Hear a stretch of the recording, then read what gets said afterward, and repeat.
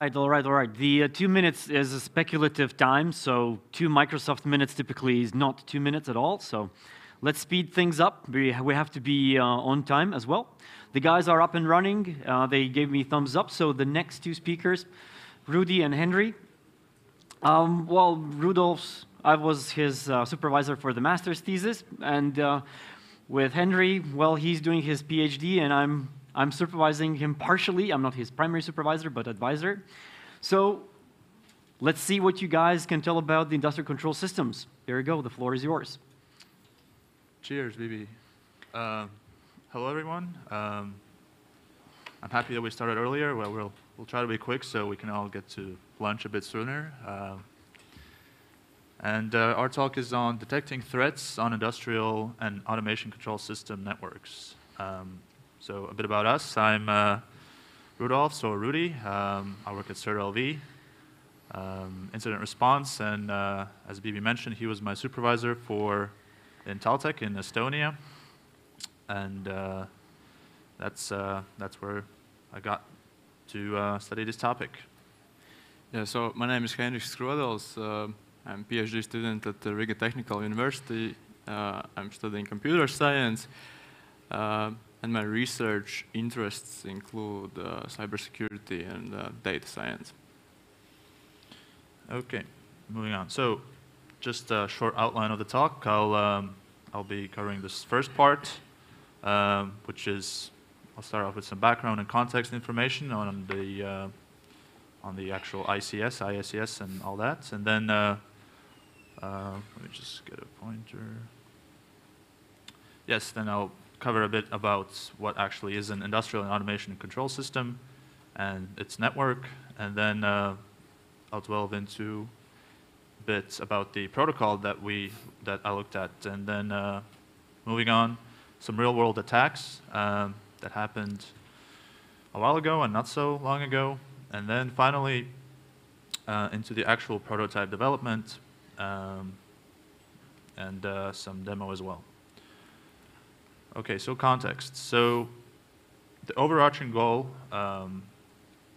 is for CERT.LV to develop a operational technology network intrusion detection system, yes, aka a sensor. Pretty much, we all are familiar with some kind of an IT sensor. Suricata, for example, and it shows you alerts if something's bad is happening, but regarding the OT world or operational technology networks, it's a bit harsher environment. The terrain is not so well understood, and as such, a lot of research needs to be done. And this, the prototype developed is a small step towards the final goal of developing such sensor. Now, the sensor would be used in production environments in the energy sector, mostly electricity. And it is possible because of the laboratory located at CERT.LV. This laboratory is IACS laboratory. As you can see in the picture, there's a few red rectangles, and there's this control station right here, which is just the computer that lives on this network. This is the SCADA lab that I experimented on, and that will be used later on as well. And just a short overview of the contents. Pretty much each red box has mimics different parts of Latvian energy sector. For example, this 4.1 box, it mimics the workings of electrical substations. So, for example, a city may have its own control station, and then the boxes here, this is a remote terminal unit. It would then control the electricity flow to some of the households. And the boxes, the other two red boxes over here, they're also related to electricity, and the top part is more towards gas transmission as well as energy production. The lab is currently being improved, so it looks quite different now, but that's the basics. Yes. So a bit of background. I don't know, How many do people know what ICS, SCADA, all that? Okay, I see some nodding. Just an overview. So ICS, Industrial Control System, IACS, Industrial Automation Control System, and SCADA is Supervisory Control and Data Acquisition. Now this picture on the right side, this whole thing is a Industrial Automation and Control System, and in it you have this SCADA server. It has a lot of parts. I'll just highlight the important bits. Now the SCADA server serves as a controller, like from a higher level. Humans can interact with it, some employees, and then the employees then issue commands, which are then sent to these boxes right here, which are called remote terminal units, which then forward these commands to programmable logical controllers, or PLCs. You can see two here, which then actually connect to industrial equipment. In this case, it's some kind of a, I guess, oil thing, but regards to the prototype that was developed, here it would be some electrical components, like switches, for example. And then remote terminal units can also read data just from a sensor. Yes.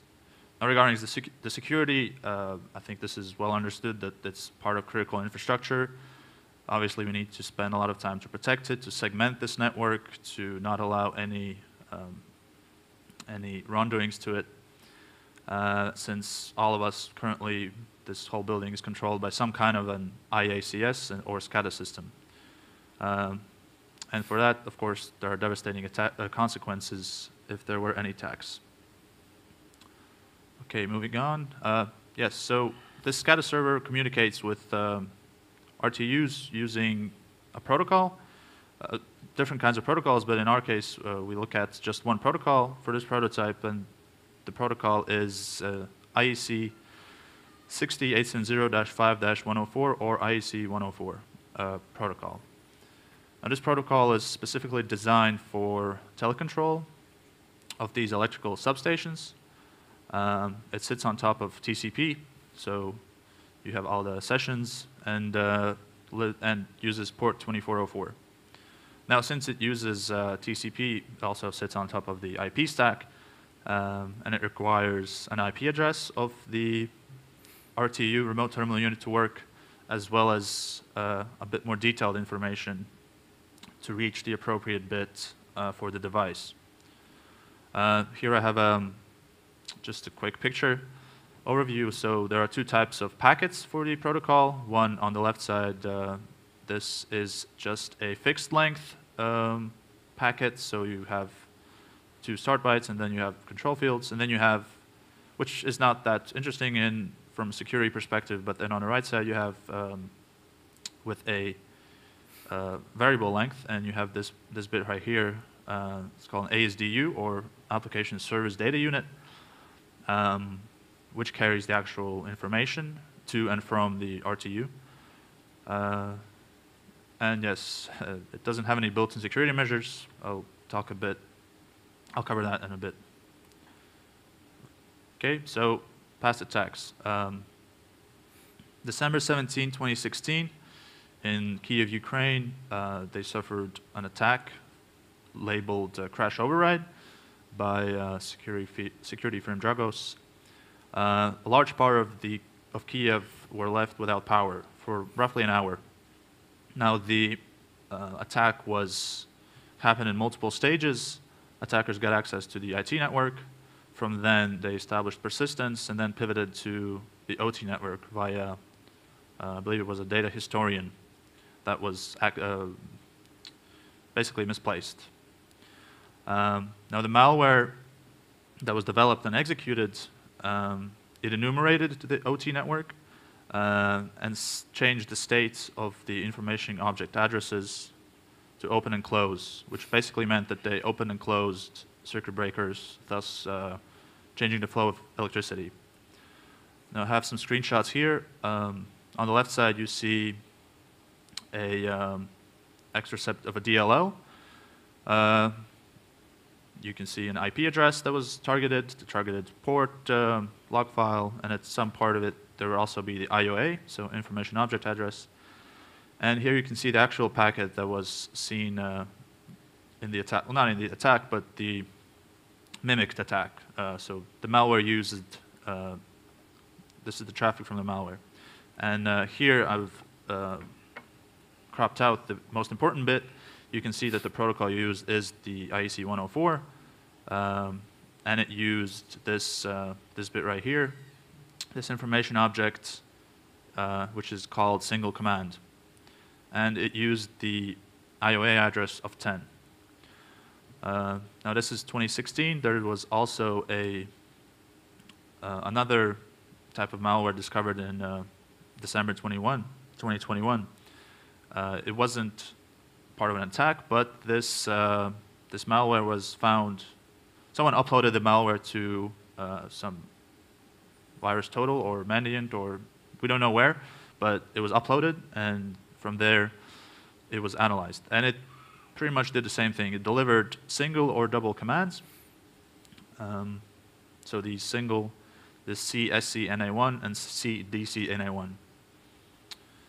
Okay, so the goal pretty much is to have another layer of security in this part of the OT network. So attackers compromise the IT network, they establish persistence, then they access the OT network. So we need something in the OT network that could see these malicious, potentially malicious commands.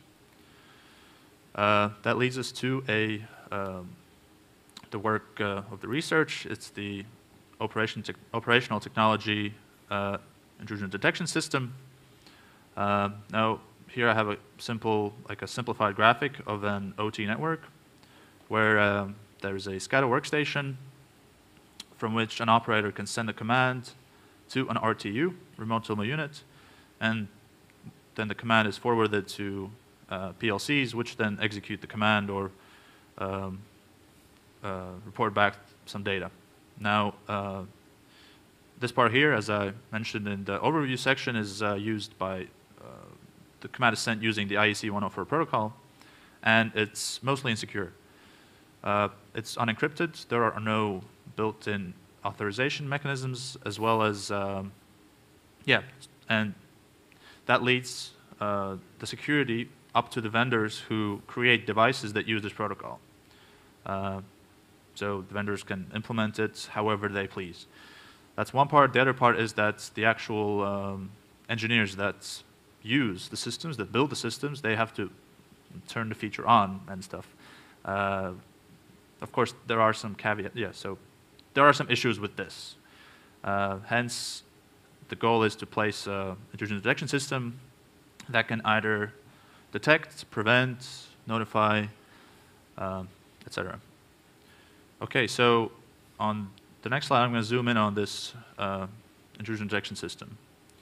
So if we zoom in, now I'm dwelling into the actual prototype that was developed. It was developed using Zeek. Zeek, I'm sure people know what Zeek is. It's a network analysis software. So here is the actual system, and the blue boxes are the actual files that Zeek uses to analyze traffic and perform actions. So if we see some traffic coming in from the SCADA control station, gets split into packets, and then the first thing that happens is a plugin for Zeek called Spicy. It's pretty much a C++ language wrapper, so it is easier to write a C++. The Spicy plugin sees whether the traffic is for IEC 104. If it is, the traffic gets forwarded to the interface definition file, or the glue file, I like to call it, which creates events.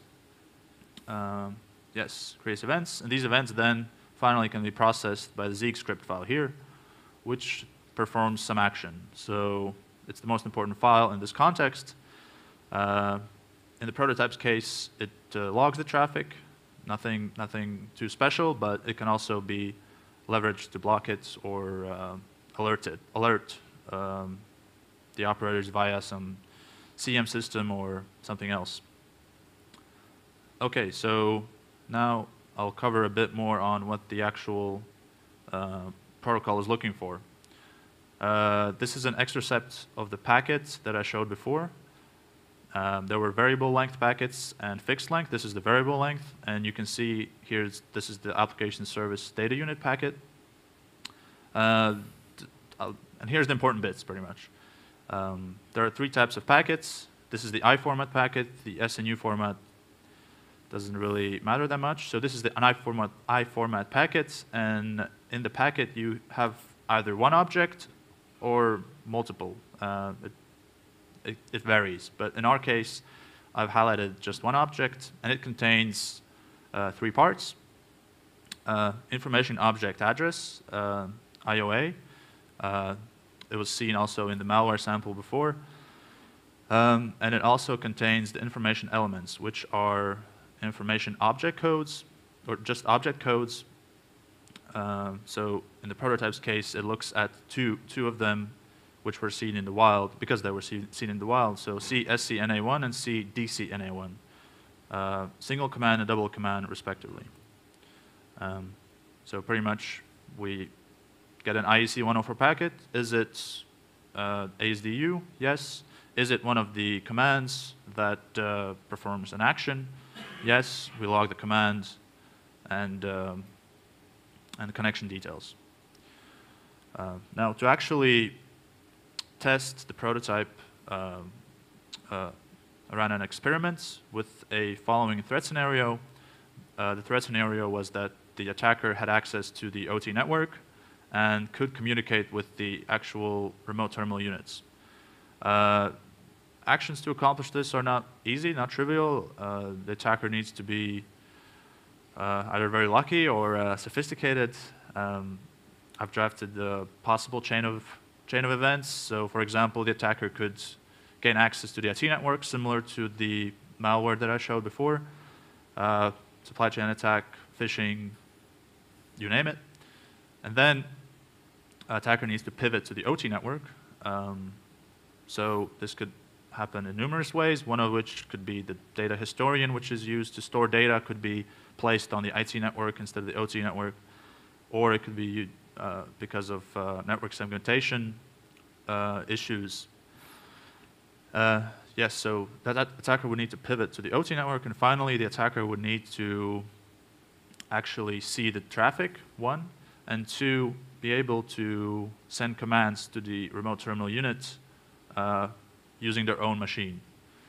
Yeah, that's an important bit. So if the attacker has access to the actual workstation used by engineers, it's game over pretty much. But if the attacker uses their own machine with a rogue IP, there's some hope of catching it.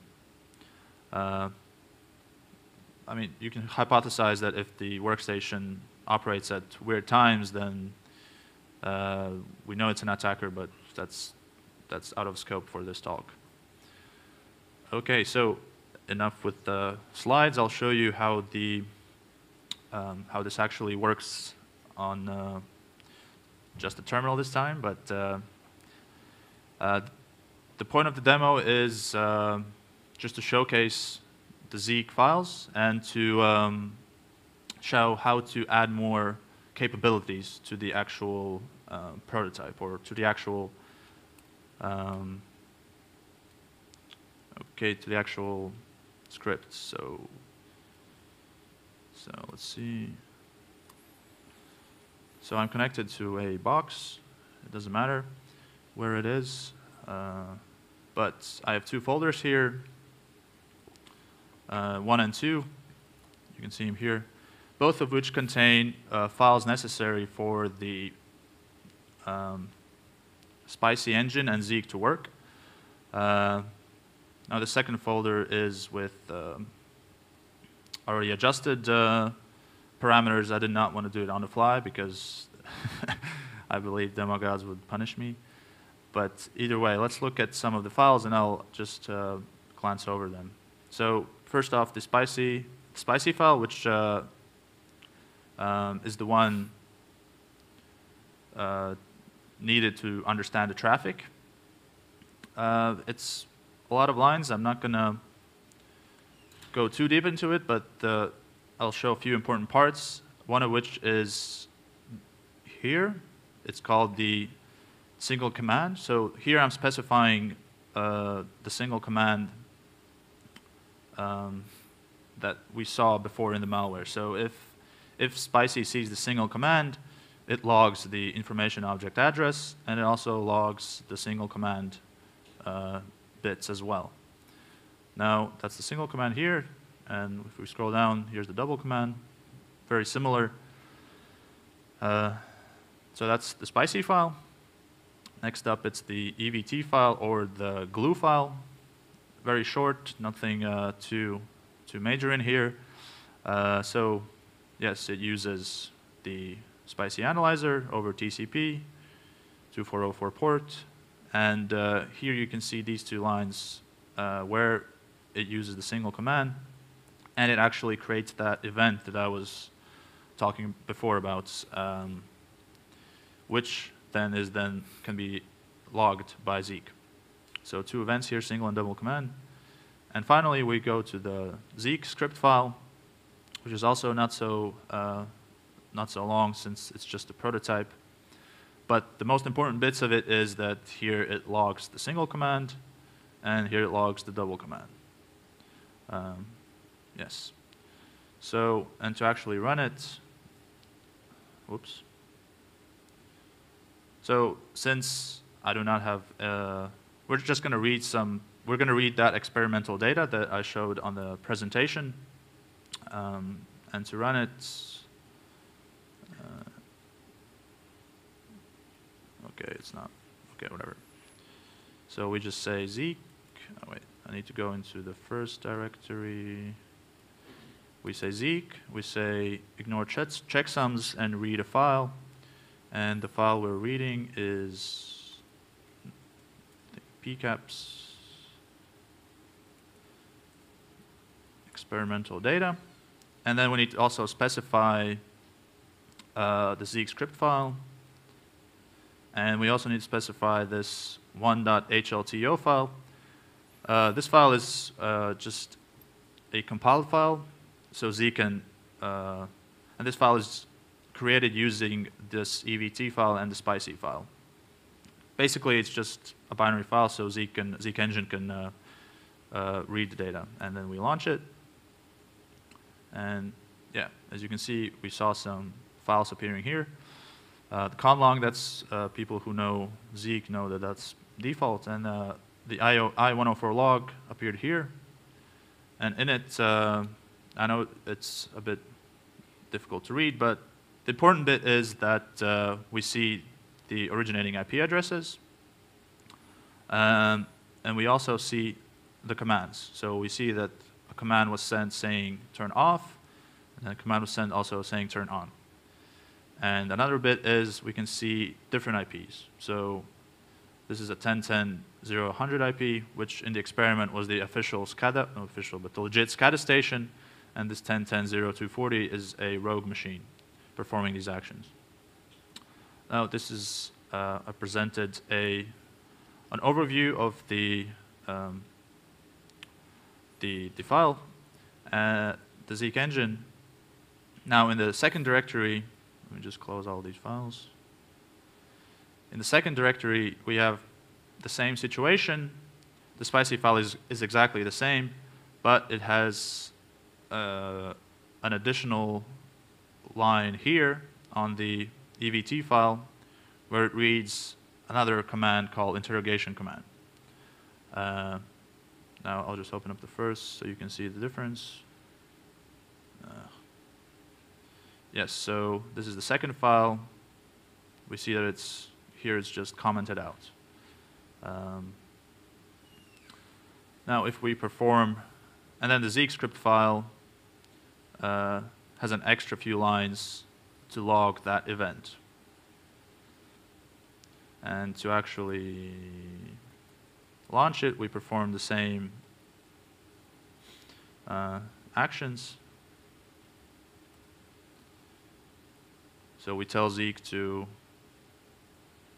what's going on? Why is it like that? Okay, I don't know what happened.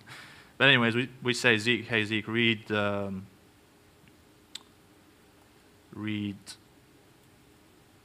pcap file using the Zeek script file and using the binary file compiled with the spicy file and the interface definition file. We run it, and we see some log files popping up here on the second directory, and a couple more events. In the last line, I believe we had 8. Here we have 14, which makes sense because there's 6 lines specifying the qualifier of interrogation. Now, in terms of security and usefulness of this, actually logging this command is debatable, but wanted to show this just to showcase how it would actually work. Now, in a real-life environment, the Zeek script would be placed onto a live machine and run on some network interface that would see the actual traffic. And then this qualifier of interrogation, it pretty much means whenever the IOC 104 protocol starts a new communication, for example, after rebooting a device, it sends these commands, as well as before a single or double command is executed. Yes, so that was an overview of the Zeek engine, and I'm going to give it back to Henrik now to talk about future plans. Wait. Okay, so thank you, Rudy. I'm going to now continue with the relatively short theoretical presentation on how we are continuing this this research by elaborating machine learning on it. So I'm going to briefly explain how are we generating threat scenarios, how we are creating labeled dataset, what kind of tools and frameworks are we using, and how are we going to incorporate machine learning in all of this. So since organizations usually do not share their network traffic data to external parties, it's always been a challenge in the scientific community to work on network security solutions, especially machine learning based ones, which highly relies on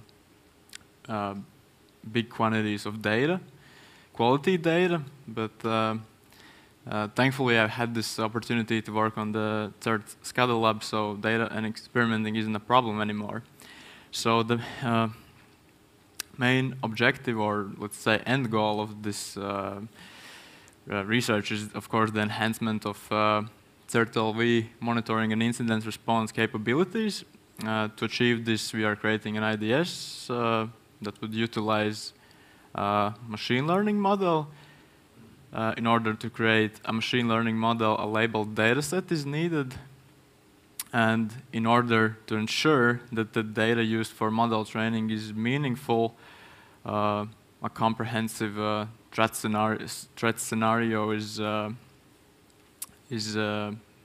needed. So the first step before creating a machine learning model is the attack scenario generation. And the threat scenario is being crafted by analyzing previous attacks targeted to both specific protocols and more generic ones. A lot of scientific literature and security company reports are being analyzed, and then corresponding attack vectors are being described with the help of MITRE ATT&CK framework, but I will get into that in the next slide. Also, cybersecurity experts are engaged in this process to review and validate the scenarios, and based on the feedback they are giving, we are adjusting them, and then it's time for attack simulation. The scenarios are being, let's say, executed, and for now it has been mostly done with some Python scripts, but we are also actively researching other tools such as MITRE Caldera, but I will get into that in the next slides.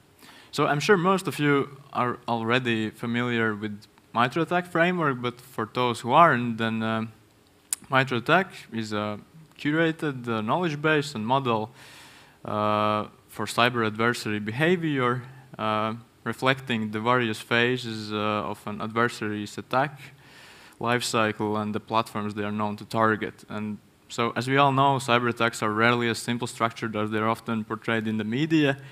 And in the context of this research, MITRE ATT&CK framework plays quite a big role because it not only provides a clear overview of multi-layered attacks, but also enhances the research replicability and credibility. So here is just a simple example of a threat scenario. Rudolf's already just presented the main details of the industry attack, but this is just an example how we are untangling the attacks with the help of MITRE ATT&CK framework. So in each scenario, we add description and the corresponding techniques from MITRE attacks. And also in the context of this research, we are ignoring the initial access stage because we are assuming that the attacker has already established a position in the network and starts from there. Here's the same attack, but the techniques used are visualized with the blue color, and here it's quite easy to see how complicated the attacks usually are, and here you can see that almost half of the techniques from MITRE framework were used in this specific attack. Also, MITRE Caldera, very interesting tool that is worth mentioning. It's a cybersecurity platform designed to easily automate adversary emulation, assist manual red teams, and automate incident response. And it's built of the previously mentioned MITRE ATT&CK framework. It's available on GitHub, and everyone can install it and assess their security solutions in various platforms. But in the context of our research, we are actively exploring its potential for conducting attack simulations, and this is particularly promising because of the recent introduction of the Caldera OT plugin, which would simplify and let's say enhance the flexibility of attack generation. But since it now only supports BACnet, Modbus, and DNP3 protocols, we are currently more focusing on IEC 104. We haven't done any serious experiments yet. So, and lastly, machine learning. Unfortunately, no ChatGPT here, but machine learning can be used to detect either known attacks or not known attacks if the model has been sufficiently trained.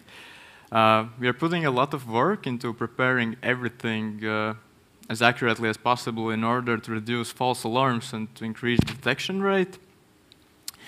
And identifying the most important network traffic features is a very important aspect, as it allows to reduce the complexity of the models, and that saves us computational resources and also serves as a safeguard against the model overfitting, which can then lead to generalization of the results. And since we are getting a full network capture with the network headers and packet payloads, there are a lot of data stored, and this aspect is very crucial. We are transforming the PCAP files into CSV files with the CIC flow meter, also the tool available on GitHub, and one network flow contains 84 features, so you can imagine how big the files look like and what it means for machine learning in terms of computational resources. So one question that we are exploring is what kind of machine learning techniques to use. So in traditional machine learning, we typically work with data organized in a grid-like structure. And in this structure, each row represents different things, such as pixel values and images or words forming sentences. And machine learning algorithms process these rows of data by learning patterns that span across the entire data set. And so, unlike traditional machine learning technique, where each event is seen as a separate piece of information based on its features, in graph data, everything is connected. And in cybersecurity, there are usually multiple interacting entities, and graph data captures these relationships, while traditional machine learning tends to treat each event in some kind of isolation. And there are a few publications where scientists play around the graph AI and network traffic anomalies. And this technique shows some promising results because by adding a context to data, it can boost the performance of machine learning algorithms, theoretically. And that concludes our presentation. Hope you have so many questions. All right, first the applause to the speakers.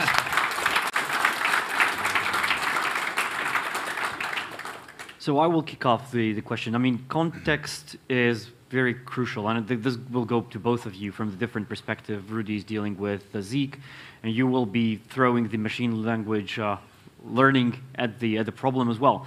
Now, context, because Rudy, you're detecting the on and off, right? In the IEC 104 packet. However, you do not necessarily know if it's a malicious packet or not. How would you derive if it's malicious or not from your standpoint with the Zeek and analysis of the packets? And also the same will apply to Henry as well about the trying to figure out, especially when you're using the unsupervised machine learning, how do you teach that it's a malicious or not malicious? Rudy. Yeah, I can start. So couple of ways. One of which is just to look at the source. So in the experiments, the threat scenario was such that an attacker used their own machine. So a different IP address was used, and there are other different ways of specifying this. So this would be a rule-based approach. Some other rules might be different off hours when these commands are issued. This would depend heavily on the actual network. So the network engineers. So I don't think a solution can be applied to all sensors that could be placed somewhere. It would need to be adjusted per network. I see. Right. Well, about machine learning, well, we are using actually supervised machine learning algorithms. So we are saying which packet is malicious or normal. But how we do this? I mean, since we are generating attacks, we know how they look like. We know all the specifics, and by adding the rules, we can then filter out which traffic packet was normal or malicious one. Right. I mean, for the research purposes, this is supervised, where, as you say, we have clear understanding. But the project end result is to have the OT sensor as expansion to the CERT.LV capabilities, hopefully being released also for the other of the community. But at that point, you don't have the knowledge. It's deployed in the target network, and it has to learn. How would you try to figure out that solution? Is it a hard solution, or is it an easy solution with the machine learning? I mean, it's definitely not going to be an easy one, but I think we have the best possible setup for executing this. So we'll see how it goes. I'm not sure about the results, but I hope that we are going to achieve results that are better than the previous one, at least in scientific community. All right. So you mentioned also Open Caldera, and Open Caldera doesn't support IEC 104. Have you, and it's most likely yes and no, but please expand on this.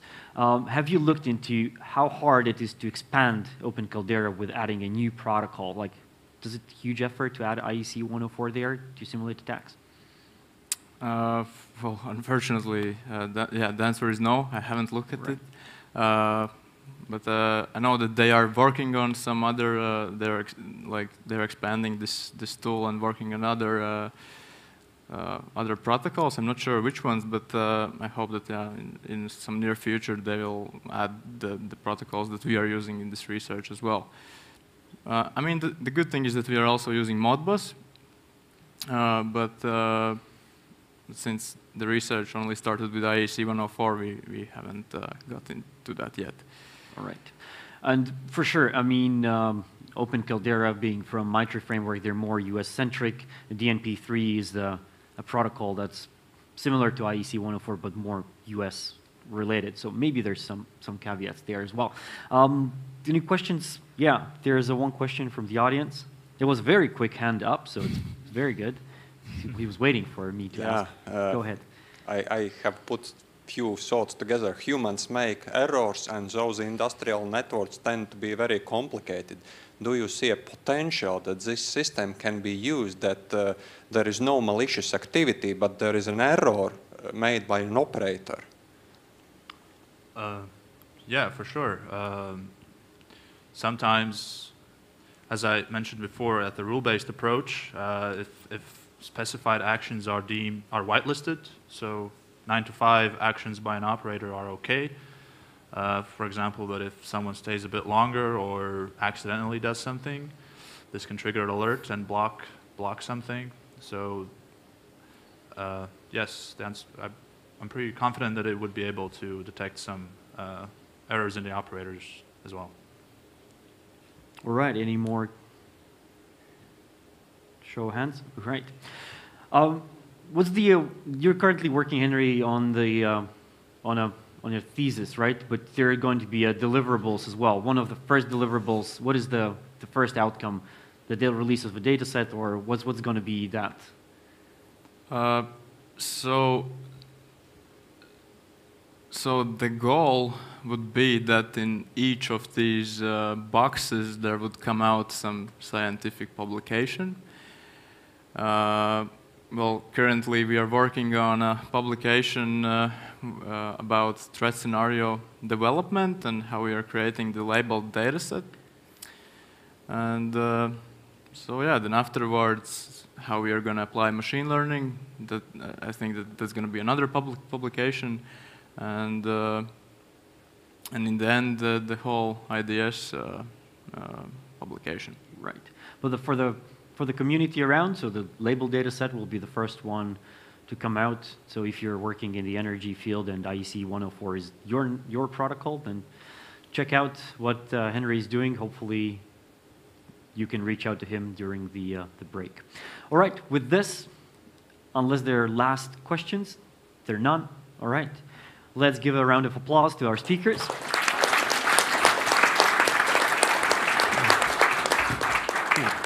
The coin goes to both of you, and the box of chocolate as well. Thank you. Thank you. And a handshake for me, from my side. Most important part.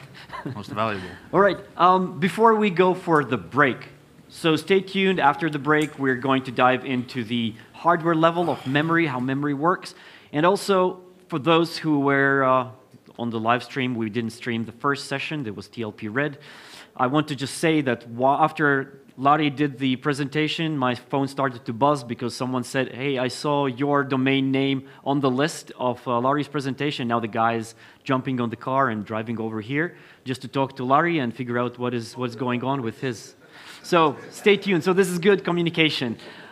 With this bombshell, have a good break, and I see you in 1 hour. All right.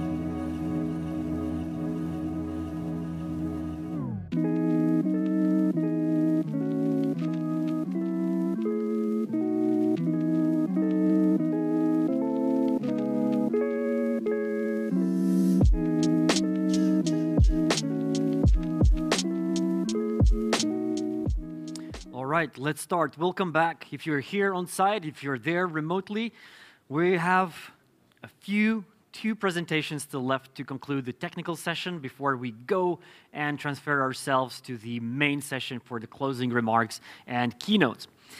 Now, I remind you, ask questions 3 ways. Ask it here, ask it over the Menti. If you see the screen during the presentation, there's going to be the code. You can use that code to ask the questions if you are remotely connected to this conference or if you're just shy. The third one, grab the presenter afterwards, have a coffee and tea with him or her, and yeah, enjoy the conversation. With this, I would like to welcome on stage Andrea. Andrea, I just was introduced by my colleague, but he's doing a very good work on very low level of the hardware, but let him explain what is he doing. All right, let's welcome him. Thank you. So yeah, slides are all working. So hello, thanks for the introduction, Bibi. And so I'm Andrea Di Dio. I'm actually working as a PhD student in Amsterdam in a group called VUSEC. And you've had a lot of talks on software side of things in these few days. And today I'm actually going to talk on how you can exploit hardware from software. And specifically, we're going to talk about Rowhammer. So a bit of background on who I am and what I do. So as I said, PhD candidate at VUSEC, and I'm mostly interested in both the offensive and defensive side of things in the hardware-software boundary. So this includes a lot of operating system stuff and a lot of basically hardware side of things, but still from software. And in fact, I've worked almost 4 years on Rowhammer itself, which is what I'm going to present today. And recently I published a paper on basically how you can defend systems, so existing systems from Rowhammer.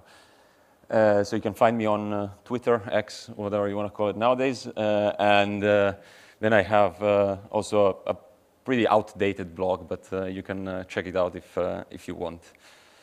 So today I want to start the presentation with basically a quote that was said by probably every kindergarten teacher ever, and it's sharing is caring. But hopefully by the end of this talk, I'll convince you of the right opposite, and why sharing, especially in the context of security, is in fact not caring. So sharing resources between processes and applications can provide a good failure mechanism. So a bit about why am I talking about Rowhammer? I said basically it's almost a decade old. So this first paper that explained the phenomena came out in 2014, and it was just showcasing how basically by accessing memory with certain patterns, you could basically force disturbance errors in memory. But since then, there's been a lot of attention for Rowhammer. So the first exploit, then Rowhammer went also on mobile, then over the network, and of course on also systems with ECC. So ECC was once thought to be basically very good protection against these spurious bit flips, but it's not good enough for Rowhammer. And then we also have a lot of coverage on newer memory modules. So this started with DDR3 memory modules, but DDR4 systems are just as vulnerable with a few tricks. So before we get into the meat of the presentation, this is basically what I'm going to be talking about. I'm going to convince you that Rowhammer is still a very powerful attack almost 10 years later. And we're going to go and walk through the explanation for like a full exploit work chain.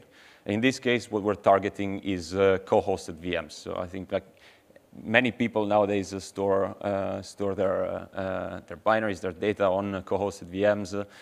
And we're going to exploit these co-hosted VM by using page deduplication for memory massaging.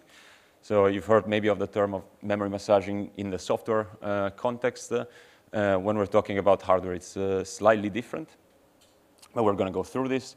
And then we're going to complete the attack, we're going to do opcode flipping on the pseudo binary to achieve privilege escalation.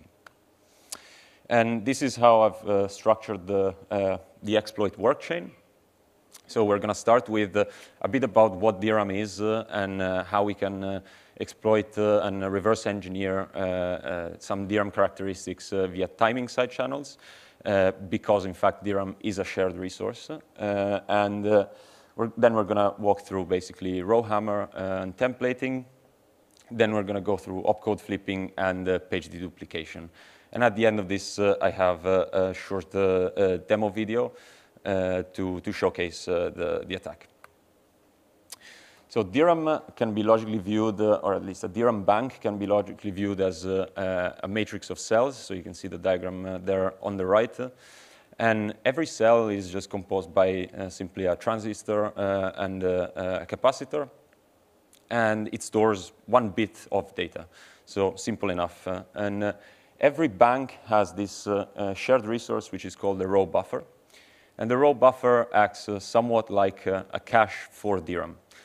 And when we access memory, so we have a load or a store in memory, so this entails that the memory controller is actually going to activate a row. So in DRAM terms, a row activation is basically when we have to access a specific row in memory. And because DRAM is volatile, you also have a so-called refresh period. So every 64 milliseconds, typically, the memory controller will issue a periodic refresh of all the data in order to maintain data integrity. And in fact, so the memory controller sits within the CPU. So that's linked to basically whatever system you're running on, and it implements stuff a bit differently. But say we want to read row 1 in this case, or we want to read some data that's in row 1. What the memory controller is going to do is it's going to activate this row. And an activation causes the original data to be copied in the row buffer. And notice that this is a destructive operation. So the original data is not retained in the original row, but it's only going to be stored in this basically per bank cache known as the row buffer. And the data is then returned and fed back to the CPU via this row buffer. Now, of course, this row buffer is only holds a single row, and it does so per bank. So we need, kind of like we do with caches in CPUs, we need some way of replacing that row in the row buffer. And there's, of course, different policies. So as you have in cache, you have LRU, pseudo LRU, and so on and so on. We need to find some good way of saying, okay, when can we restore the data into the original row? And this operation is known as closing a row, or in DRAM terms, this is a pre-charge. So that's basically the command that the memory controller will issue. So there are 3 main types of row buffer policies. These are open row, closed row, and adaptive. So open row policy wants to postpone the pre-charge as much as possible because it thinks that you will soon access the same row in memory. So up until you don't have to activate a new row, then the first row will still be in the row buffer and will be kept there. Then closed row policy is the exact opposite. So straight after we return the data to the CPU, we pre-charge that row. And adaptive is sort of a who knows, is somewhere in between, because it's usually undocumented and you can sort of train the memory controller to do what you want it to do. But for simplicity, throughout this talk, I'm going to assume open row policy. And so we also have to know how to address DRAM. And how does the CPU address DRAM? Because in software, even in Ring 0 at the operating system level, we only know about virtual and physical addresses. So we need a way, if we're trying to reach DRAM, we need to find a way to address these rows. And what the memory controller does is, again, undocumented, but we can reverse engineer that, and I'll show you how soon. but it will pick some bits in the physical address, and then there's like a complex XOR function that basically maps some bits to a specific DRAM address. DRAM address, you can see there is a hex tuple, so it includes a channel, which is what connects the CPU to DRAM. DIMM, so that's the physical memory stick or memory module. A rank, which is basically which side of the memory module you're on. And then what we're actually interested in, which is a bank and column and row.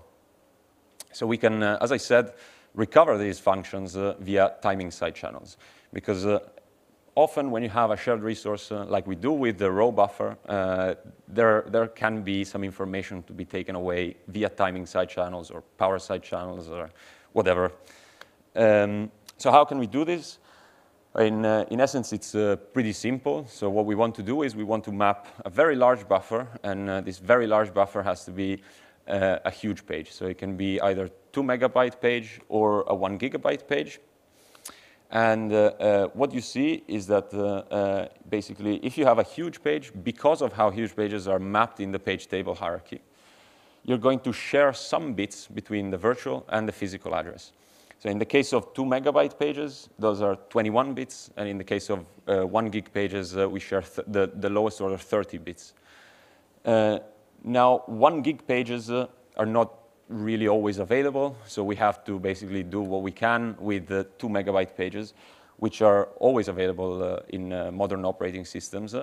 And that's also because we want to optimize for TLB entries as an operating system, right? So whenever the operating system sees 512 consecutive 4 kilobyte pages, it will actually merge them into a single huge page for you. So now that we share some bits, we can, in fact, have control over bits on the physical address from user space, which is, of course, usually something that you don't have. So what we want to do is we allocate a pool of probe addresses, and these are just basically random addresses that we pick at random offset within our big buffer. What we also want to do is have a base address. So this will remain constant for the entire experiment, and this is also just a random offset within our huge page. And finally, what we do is we iterate over all our pool of probe addresses, and we want to time basically the amount it takes to read from a specific row in memory. So we still don't have a notion of rows, but we know that if we have enough physical addresses and we time the access to those compared to the base address, we're going to find some bank conflicts. And the important thing about this time access function, I hope this is still readable. I know there's a bit of code, but should be readable. So what we want to do is we basically iterate through these addresses, and we do it for each pair of addresses, so for each base and probe address pair. We want to iterate through a few rounds. That's just to eliminate the noise. That happens quite a lot when you're working with the side channel, so you want to minimize the noise.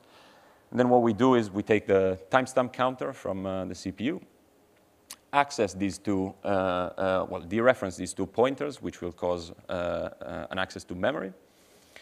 Take the timestamp counter again, then we have this time measurements array, again, just for noise elimination. And the most important thing here is those 4 instructions at the bottom.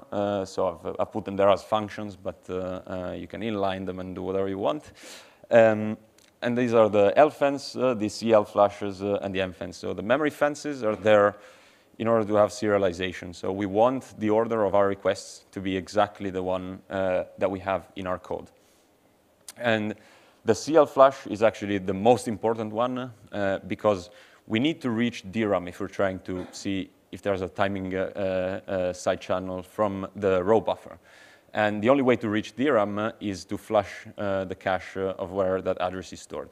Because the CPU will, of course, for performance reason, if you keep accessing the same pointers, then it will cache them. And so if you do that for basically long enough, what you see is, so maybe the axes are a bit unreadable, but we have time in clock cycles on the x-axis. And then on the y-axis, we just have number of occurrences. So how many times did we see that, that time measurement? So all the addresses on the left of the red dotted line are addresses that are non-conflicting. So what does that mean? That means they either map to different banks or they map to the same row. Whereas, and those are basically around 200, 300 CPU cycles, at least on the system this was tested on. On the other hand, all the addresses on the right of that dotted line take a lot more time. And remember, so I was talking about the open row policy. This is because these are conflicting addresses. What that means is they map to different rows in the same bank. So the memory controller will first have to pre-charge the old row and then activate the new row. And that, of course, takes much longer. And once we have this, we basically have recovered the important bits for addressing DRAM. And this is where I have to cut short, a bit short, because I think I would need the whole 45 minutes to go to how to totally reverse engineer the functions. But this is a good, I think, stopping point where we know basically which bits are useful to address DRAM. So now that we can address DRAM at a row granularity, I guess the slides disappeared. Yeah, OK. We can basically now talk about rowhammer and what templating is, at least in the context of rowhammer. So there are three main steps to any given rowhammer attack, and these are memory templating, memory massaging, and then the rapid hammering phase, which is where you actually trigger the vulnerability. And I'm going to go through these and give you an example of how you can do both templating and memory massaging. But in essence, rowhammer is fairly simple. So if we manage to have repeated row activations in the same bank, this will cause basically an electrical interference with nearby rows. And this electrical interference then translates into single bit flips in adjacent or nearby rows. And notice that these bit flips are actually very deterministic and reproducible. So if a bit has flipped previously in that memory location, with a high confidence, you can say that it will flip again if you trigger with the same pattern, rowhammer. And so both directions are also possible. So you can both go from a 1 to a 0 and from a 0 to a 1. That's not a problem. And the hammering pattern, so the amount of rows that you have to access and activate highly depends on the DDRR version that the system is running on. So for DDR3, for example, there was a so-called single-sided and double-sided rowhammer. So that means you have two rows that you use as aggressor rows, and those flip bits in adjacent rows known as victim rows. Whereas for DDR4, instead, you need, because of the defenses employed by hardware vendors, you actually need to use a lot more rows. So again, the correct amount really depends on the system you're running from, but they vary between 4 aggressor rows to, let's say, 10, 12 aggressor rows. And so what does this look like in code? Well, it's actually super simple. Once you manage to address rows, what you do is you have a pool of aggressor rows, so n aggressor rows, and you want to activate those rows. And again, we have a CL flush call in order to reach DRAM. And visually, this is also pretty simple. So if we take the, OK. OK, there we go.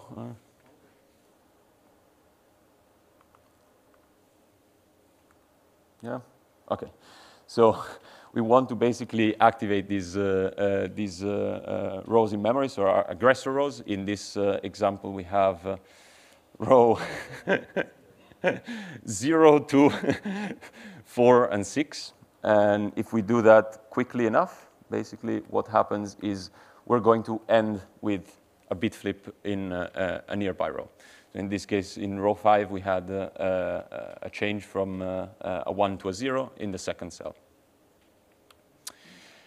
And a bit about templating. So you can cause bit flips everywhere in memory, but of course, not every bit flip can be useful to you as an attacker, right?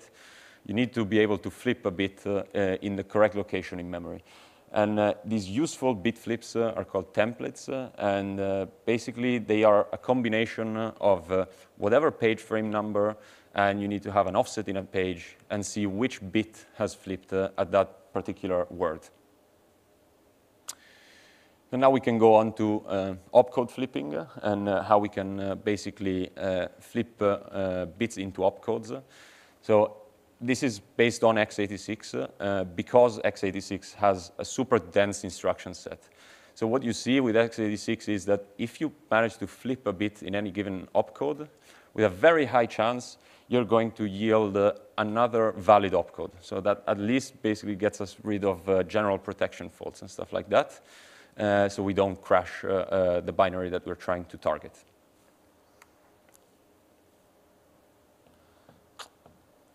Bit of lag, or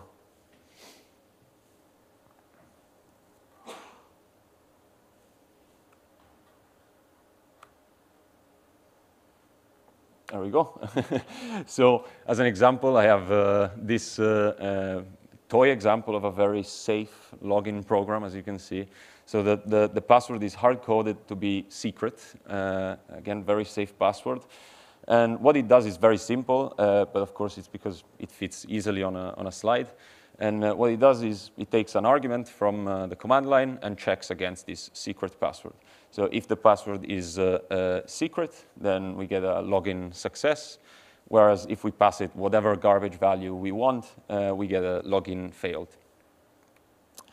But to look at, we have to look at the disassembly, though, to think about how we can flip these opcodes to essentially invert program behavior, right? So we don't know the password. We don't know that the password is secret. But what we do know is that if we manage to flip a bit at the correct offset, what happens is that we can basically feed it any password.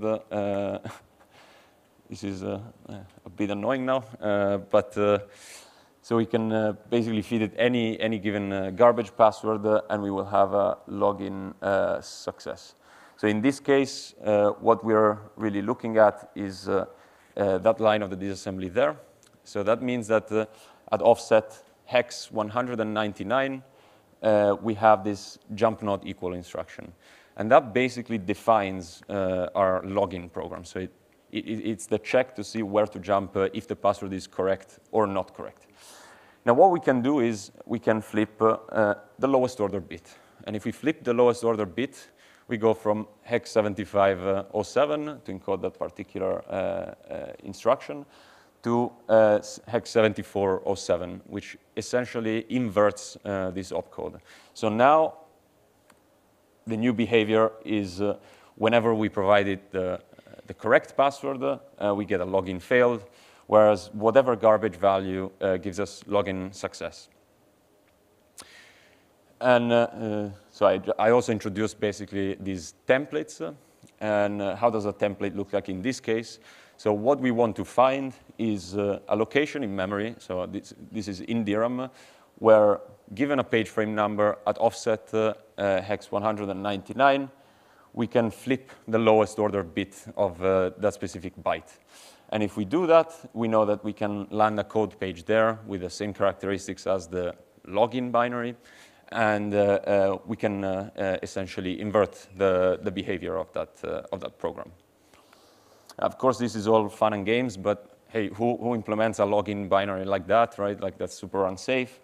So what do we have to look at? We have to take some real targets. And a good real-world target for this type of attack is set UID binaries.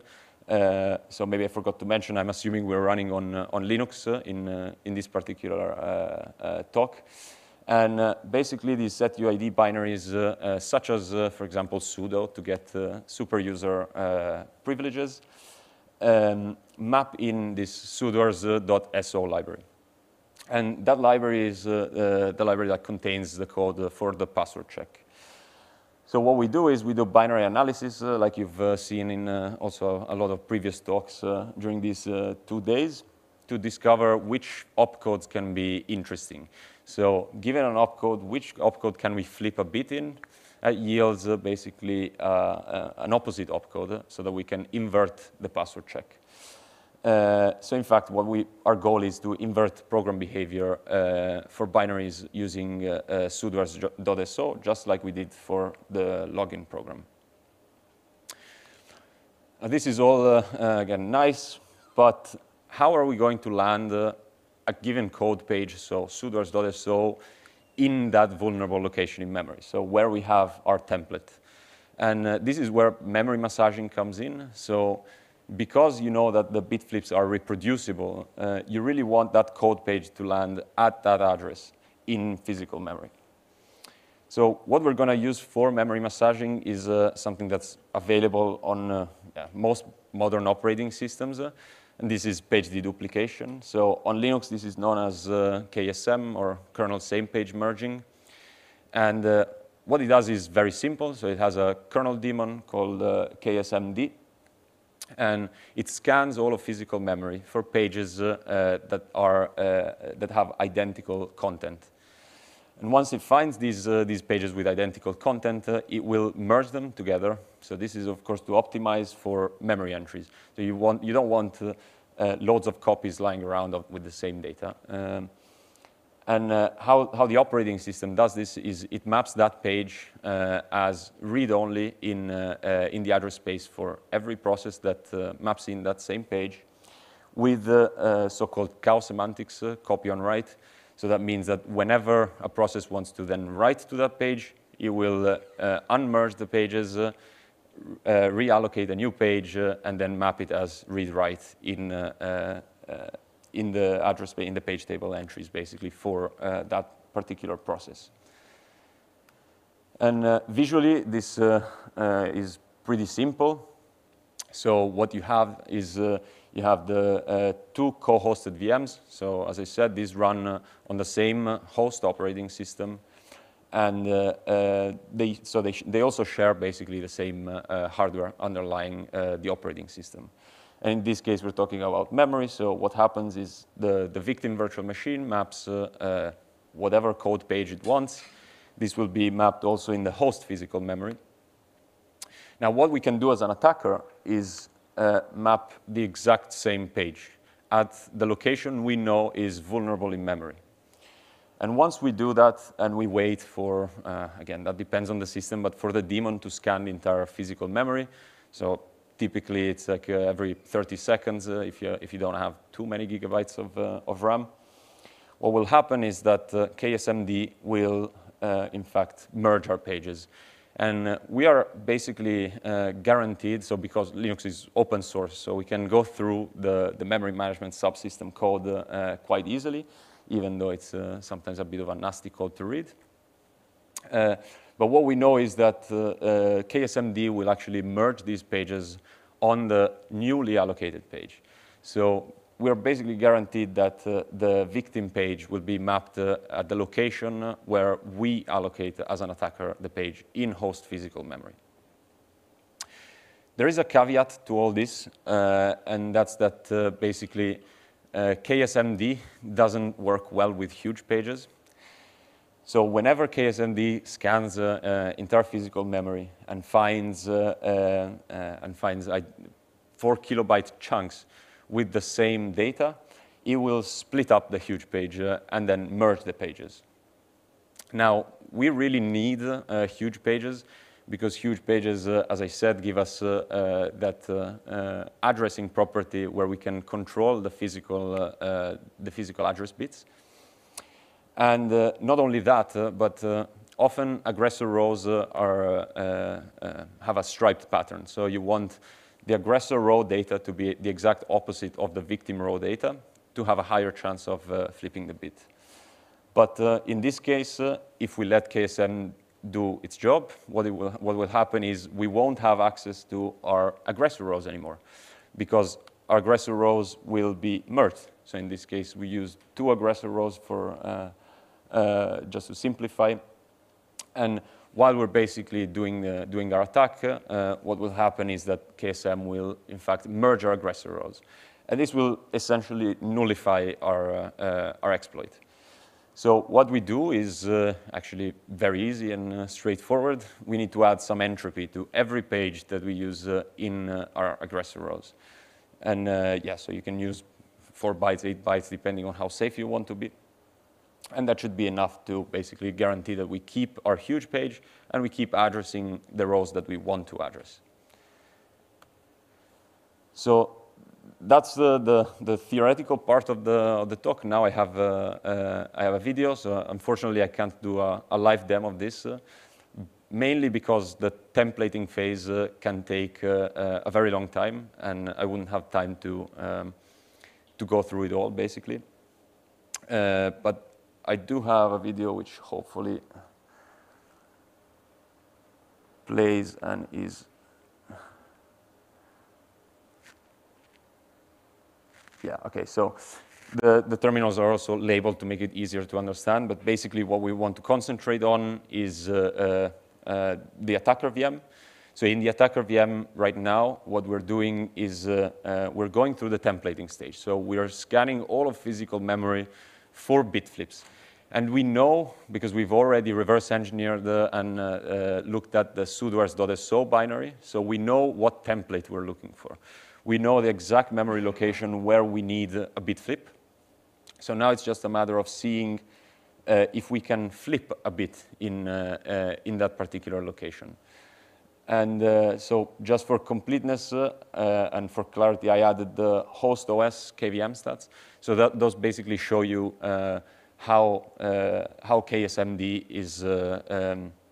is basically merging the pages in the host physical memory. And then I also added a page map terminal. So of course, usually you don't have access to that because you need to have super user rights.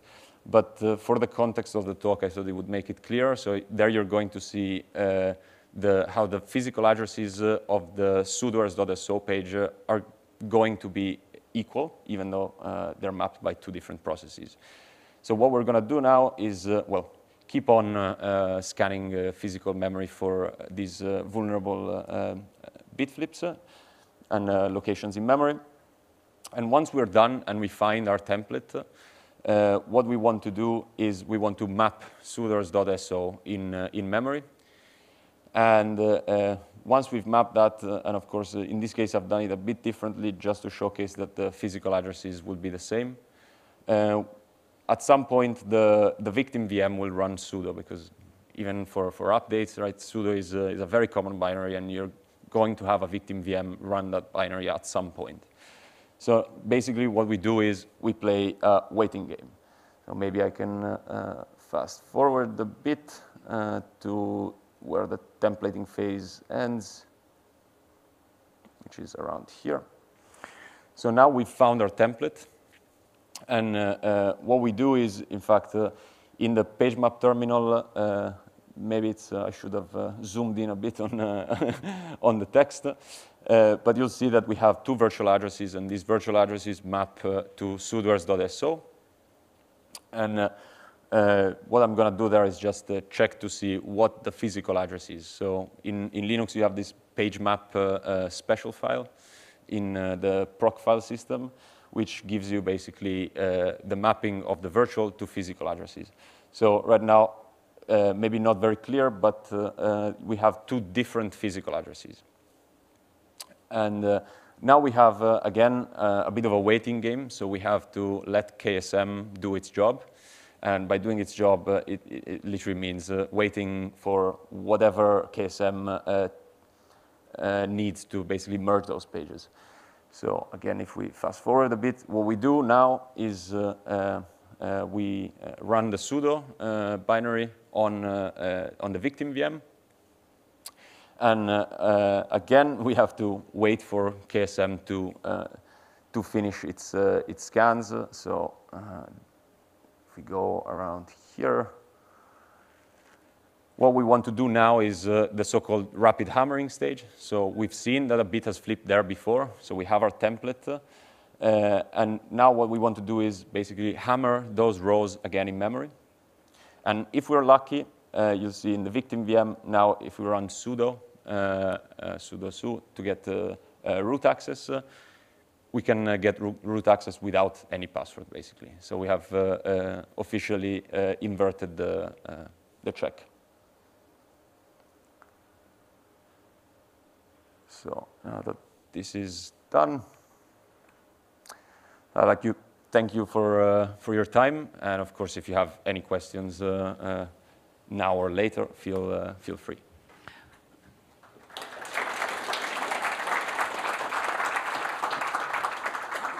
Let's start with the questions from the audience, if there's any. Okay. While the audience is still doing memory massaging on trying to understand the bit flips, so because your work, and I read your paper, is more on defense. Yeah. So give a quick view on how do you propose defense to be implemented, and how realistic that is to be actually done by the hardware vendors or software vendors? Yeah, so the defensive landscape for Rowhammer is a bit chaotic. So throughout the years, there has been multiple attempts at doing spot mitigations, and those never really work. But there is a big problem with defending from Rowhammer, and that is that Rowhammer is inherently a hardware issue.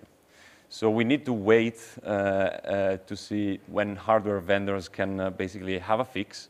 The problem is, the manufacturing pipeline of new hardware takes few years, up to 5 years, I would say. And before clients actually manage to change and update their systems to a newer memory module, that also takes a few years of time. So that's why these hardware issues, including for attacks like transit execution attacks, these are very hard to fix. What we can do in software, and this is what I've done, is have some sort of hybrid defense. So what you do is, for example, for ECC systems, what you get, you always get an interrupt when ECC corrects the bit flip. So what you want to do is, for example, offline the vulnerable page where there has been a bit flip. Right, and as I understood, you have proposed a Linux kernel patch to address this issue, right? Yeah. But it's not been merged into the mainstream. Before it gets to mainline, if ever, there's a lot of work to do. But it's now in the development tree of one of the kernel maintainers. So we did seek for adoption, and we'll see how that goes. Hopefully, well. So right.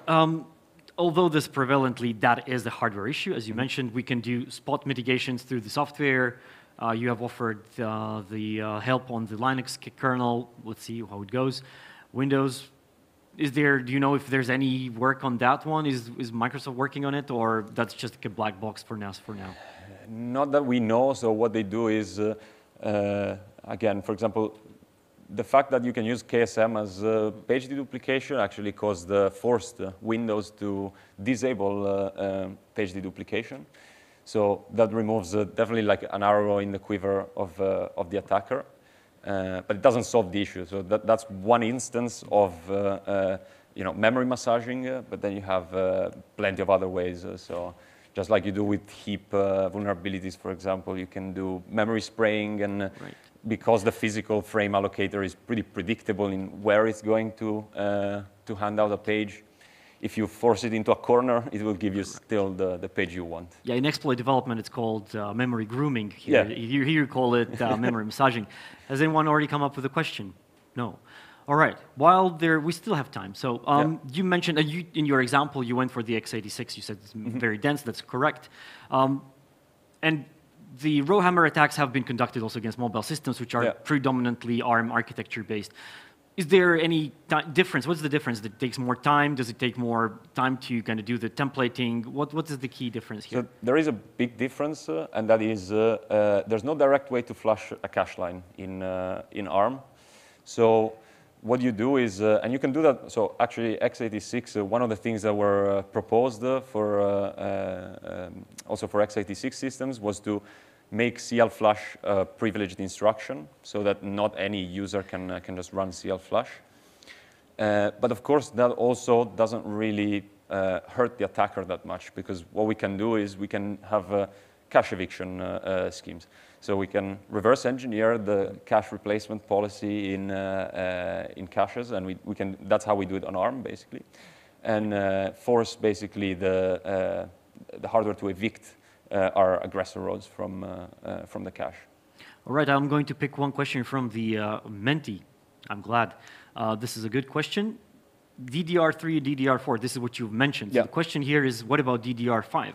Yeah, so who knows? So JDEC, so which is basically the organization who does these standards for double data refresh, have proposed a defense called RFM. So I think it stands for refresh frequency mechanism or something like that, or management. And so that's the next defense in hardware proposed by the memory vendors. There is, as far as I know, like some work already trying to break DDR5 systems, and this is just me speculating, but it's just a matter of time. I think before it might be there might be an exploit also on DDR5 systems, because of course these hardware defenses have to be super performant, and usually you have like in economics where you have demand and supply. For computers, it's usually performance security. So of course you can't put like a super safe mitigation if you want DRAM to still remain very performant, and we don't want a load or a store to DRAM to take as much as it takes to write to disk, for example, right? That would be detrimental, and people would lose loads of money just from that loss of performance. In your example, the example that you had on the video was about 7 minutes or Yeah. so. Maybe it was sped up, I don't know. But obviously that you said there are multiple phases. The first phase is the memory templating, where you try to identify where the bit flips will happen. However, this memory templating will be unique to that particular system, to that particular layout, hardware. So if I memory template that particular system, I can then later reinitiate the attack very easy. Yes. Does it matter if it's not a software problem, it's a hardware problem? So it means even if it's rebooted, it doesn't matter, the problem doesn't go away, the template still stays as it is. Yeah, indeed. So this is really linked to how the chip on die looks in memory. And in fact, if I take the same memory module, the same at least model of memory module, but by two different ones of the same model, you might have different templates actually. Right. So templating is a part of the attack that you always have to do over and over again. But of course, once you've done it once on a system, then you can basically, we call them flip tables. So you can dump to a CSV file or whatever, all these vulnerable locations, and you know that those are going to flip again with a very high chance. So I would guess that the dominant, when you said sharing, is not caring. So most likely when we talk about the shared hosting services, if something that the hypervisor level or the base level flips, then what could be what can happen? What's the worst case scenario you can figure out? There's a lot of worst case scenarios. Pick one, your favorite. I think so. I think the favorite one is what I presented I think today. But of course you can really flip bits anywhere you want. Of course, the goal usually is to achieve privilege escalation. So flipping bits in binaries is actually super nice. But think about how, for example, public key cryptography is set up. The only reason why it's very safe is it uses prime numbers to build up the keys. What if I flip a bit in a key, right? I basically, with a high chance, lose that prime property that makes up a private public key setup. So then you can crack that key much more in a much easier way. And again, then there's identification, basically theft. So you can do that as well. All right. With this, we end the. Oh, there is a question. There you go. I was giving the last look.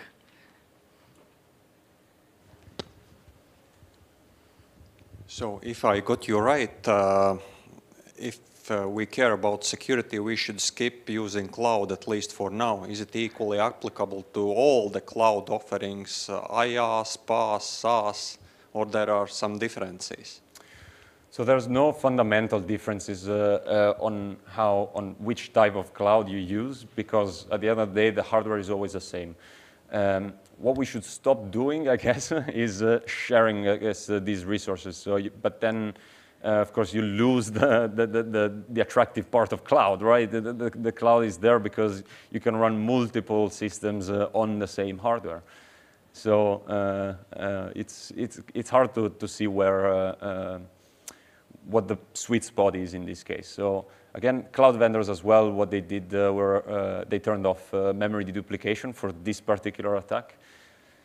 But it's always a cat and mouse game if we keep going like that. It's always, spot mitigation A, exploit A, and so on and so on. At least it has been like that for almost 10 years now. All right. With this, let's thank Andrea for the talk. Thank you. You get the coin and the candy. Thanks. Cheers. Thank you. With this, we will take like 30 seconds because the next speaker is online and he's already connected. So we'll wait until Andrea is unplugged and we will immediately shift to online talk.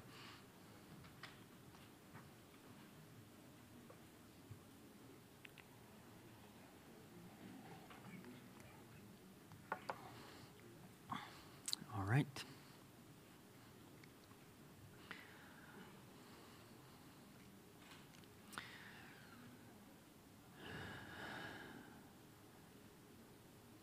All right. I assume we're all good and ready. I want to welcome on stage Jean-Claude. I want to also use this opportunity that we've always been saying when we connect to any online system, like, can you hear me? Can I hear you? Can you hear me? Yeah, perfect. I hear you. All right. Jean-Claude is from CCCS, which is the Canadian Cybersecurity Center for Cybersecurity. And I've been working with Canadians for at least 2 years now doing threat hunting operations, and I'm very glad to have CCCS representative here. So Jean-Claude, without further ado, you're up next. There you go. Yep. Thank you, and good afternoon, everyone. So yeah, I'm Jean-Claude Côté. I have 30 years of software development experience, and the last 10 years have been focused more on big data. I'm a principal engineer at CCCS, Canadian Center for Cybersecurity. So we're the Canadian CERT, and we're part of the Communication Security Establishment. Today, I'll be presenting a research initiative to run streaming Sigma detections at scale.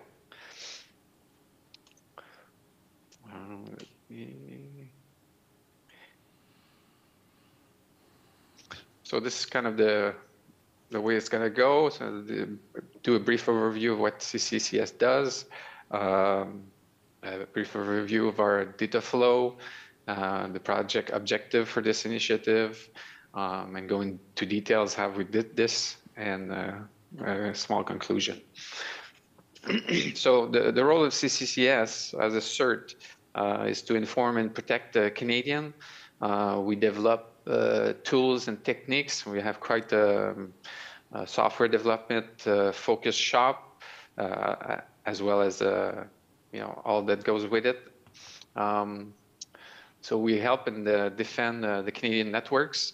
We believe security is a team sport, and so that's why we share our tools and our techniques, and we make it a priority to contribute to open source.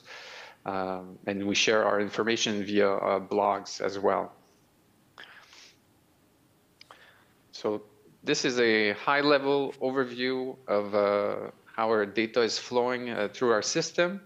At the top, we have a streaming, and at the bottom, batching. So we collect data from all sorts of sources, from endpoints, clouds, network gateways, or just logs in general.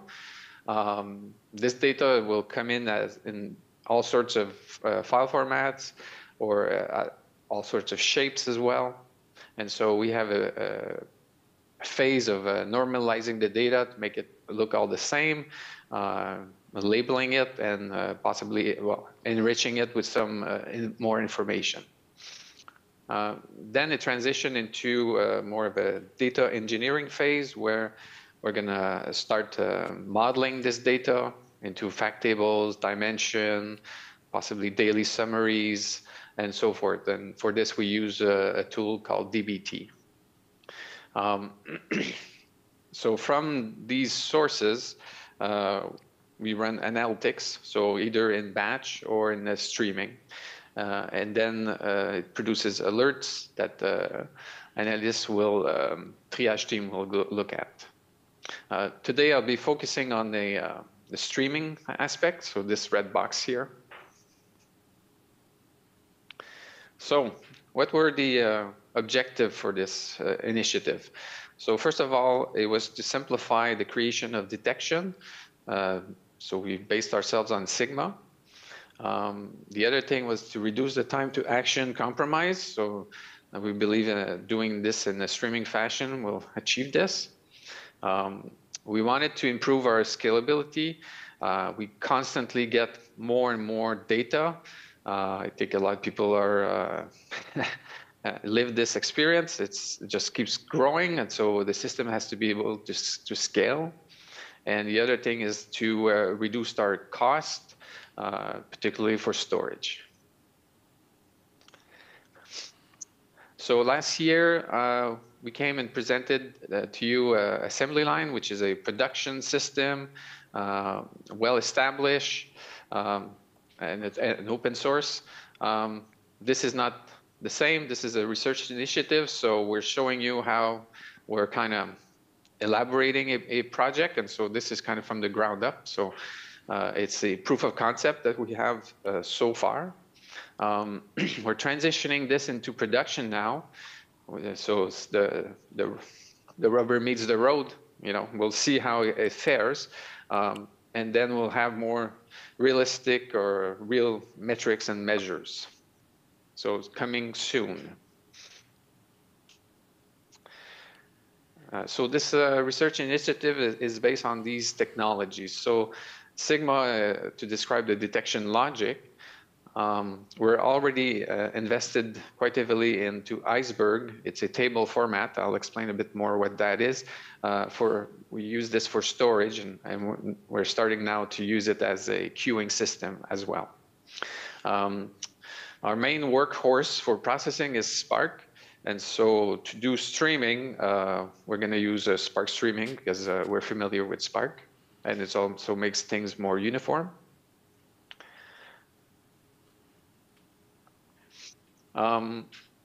So what is Iceberg? So Iceberg is a table format. In the world of big data, data resides on disk and files. It's very simple, as you see in this little diagram on the right here. The idea of a table format is to abstract the files into a table, and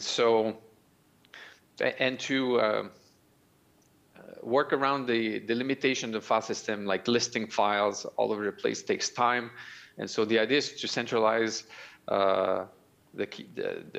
keeping track of files into this metadata here, and to give you a view of your data more as a table. There's many benefits to doing this. So for example, as people add files to this, they will do a commit, which will go in the metadata, and only after a commit does a client see the newly added file. So it makes things more transactional. It also keeps a history of all the commits, a bit like Git, so you can time travel inside your table. So you can view this, the table format, as analogous to what a file format is. So for example, in big data, there's a Parquet file format, which describes the structure inside a file. This kind of describes the structure of files on disk. Iceberg is not the only table format. There's a few more. Databricks, Delta Lake's probably the most recognized. But all these table formats, they just rely on simple disk. And so that's why they're a cheap alternative. Now, Iceberg has a very nice thing about it is that you can access your data in kind of two ways. So on the right here, I have a classic view of it where you would have a table name, and remember that this abstracts all the files and where they are and so forth. So you just speak in terms of tables, and it will translate in Spark what does that mean, like which file to go scan. So this is a traditional view of it. But it also, this metadata also enables streaming, in the sense that now that when you use Spark streaming, what it will want to do is ask your source, what's new since the last time I took data from you? And because Iceberg keeps a history of all the commits, it knows all the files that were added to the table, and so it can quickly tell you that, there's 2 commits that are new. These are the files that have been attached. And so there's kind of 2 access patterns that it provides. And again, all the data is on disk, so it's a cheap way to store your data, but also a cheap way to stream your data. So typically, or the most known way to stream data is to put it in Kafka queue. This is great, but running a Kafka cluster, you need compute, first of all, and if you're going to run your own Kafka, you probably need a team to support this system. You can go the SaaS way. So on Azure, it would be called Event Hubs. So you don't do anything, they do it for you, but it's even more expensive than running your own compute. In Iceberg, all you do is rely on the blob storage SaaS, which is relatively cheap compared to these 2 options. The other benefit of Iceberg is, contrary to these 2 approach, 1 and 2, you're not limited in size of your messages like they are. The downside is that since these are files on disk, you can't expect super low latency like Kafka can do. In tens of milliseconds, you're now more in tens of seconds. But we believe that for a large majority of our use case, this is sufficient latency. And for the ones that we want a super low latency, then we'll look at the Kafka or Event Hub solution. But we'll address the general case using Iceberg. So this is done quite frequently in big data. There's a great QCon talk that was done by Apple recently that goes into great details of this approach. Okay, so we want to standardize as an organization on Sigma.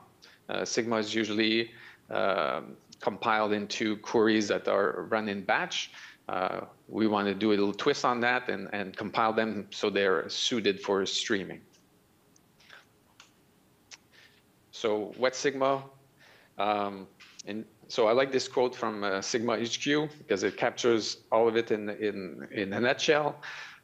So Sigma is for log files, what Snort is for network traffic, and Yara is for files. So the idea is to have a generic description of your detection logic, which is abstract. And then you apply and abstract, and you can't execute it. It's just a description. Then you have compilers that will transform this abstract description into specific concrete queries or searches for, say, for Elasticsearch, Splunk, for SQL, for example, which then can be executed. So another part of it is the fields that are or nouns or described in Sigma, they need to be mapped onto your specific telemetry. And so this is also part of Sigma, is this mapping of abstract fields to concrete ones. So the benefits we see, well, it's an open standard, so we want to just adopt standards. It's portable, so when you write a rule, in theory, anybody can run it on their favorite platform. and having a common vocabulary, like I was saying, the nouns, the fields that are common, but you can map to your specific, and the verbs too, like this field would contain a certain string, or ends with a certain thing. These verbs are also common. So this promotes sharing because I can explain to you quite clearly what the intent of the detection is, and you can then map it onto your specific system. So we're already invested, like I was saying, into Spark. We also adopted Trino.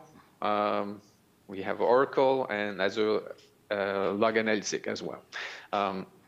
These engines all support SQL.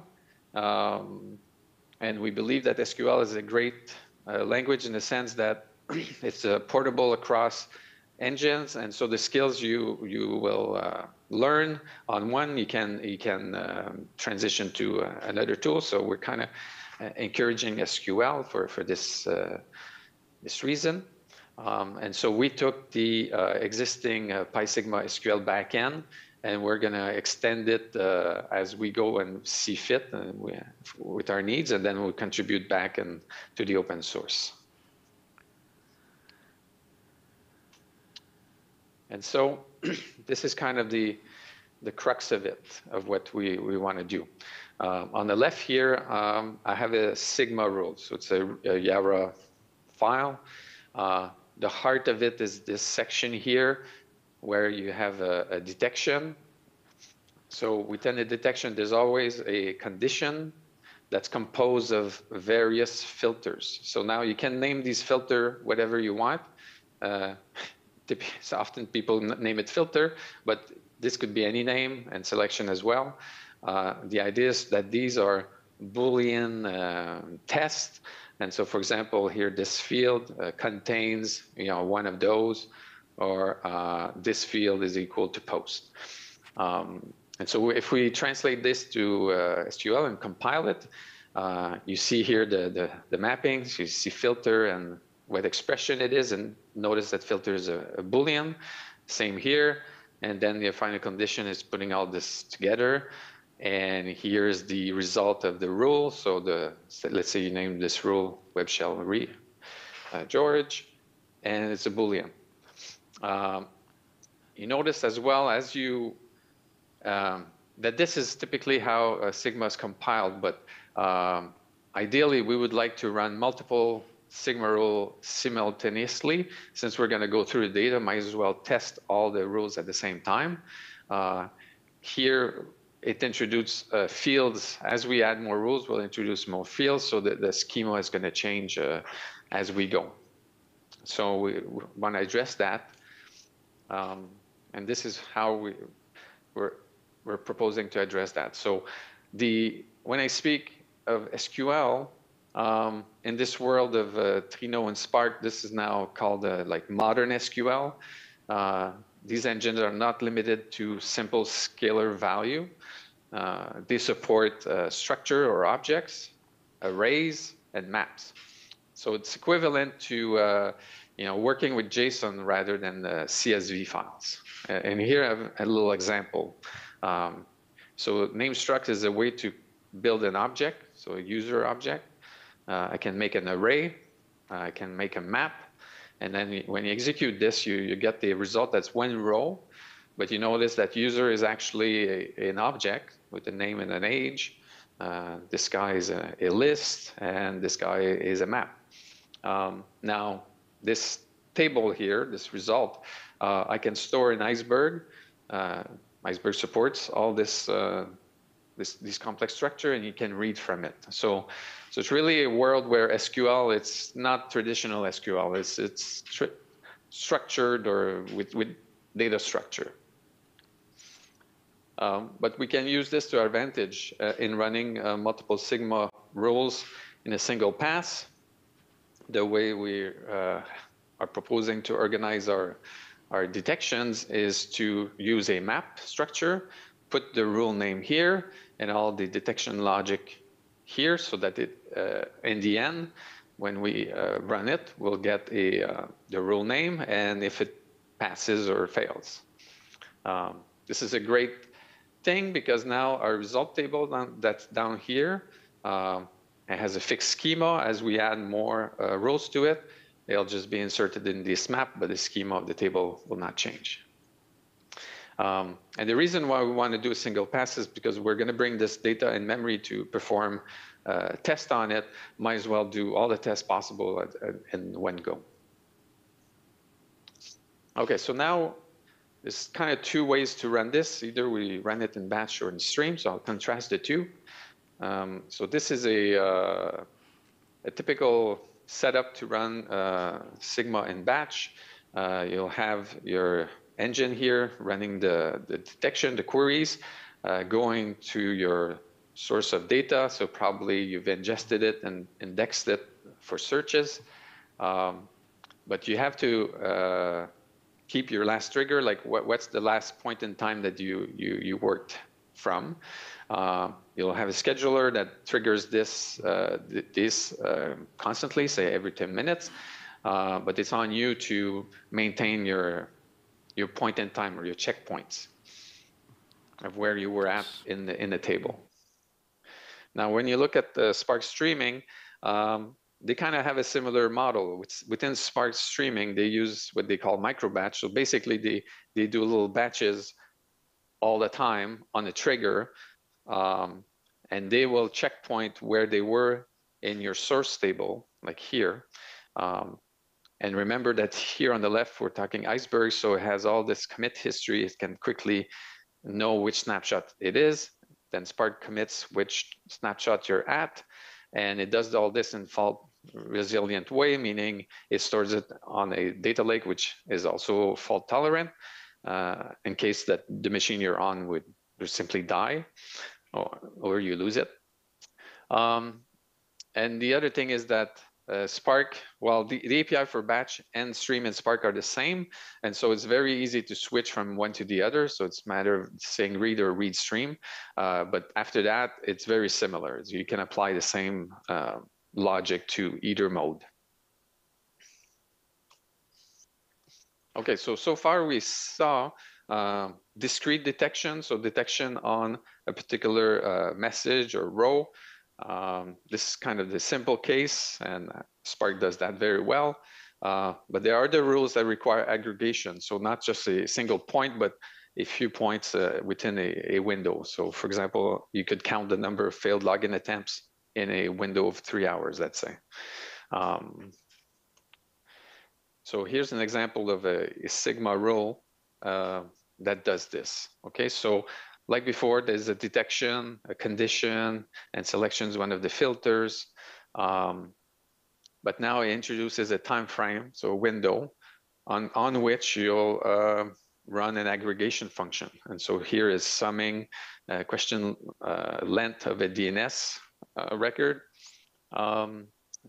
group by source IP and greater than this. So it's again a Boolean test, but now it's using many data points in the stream.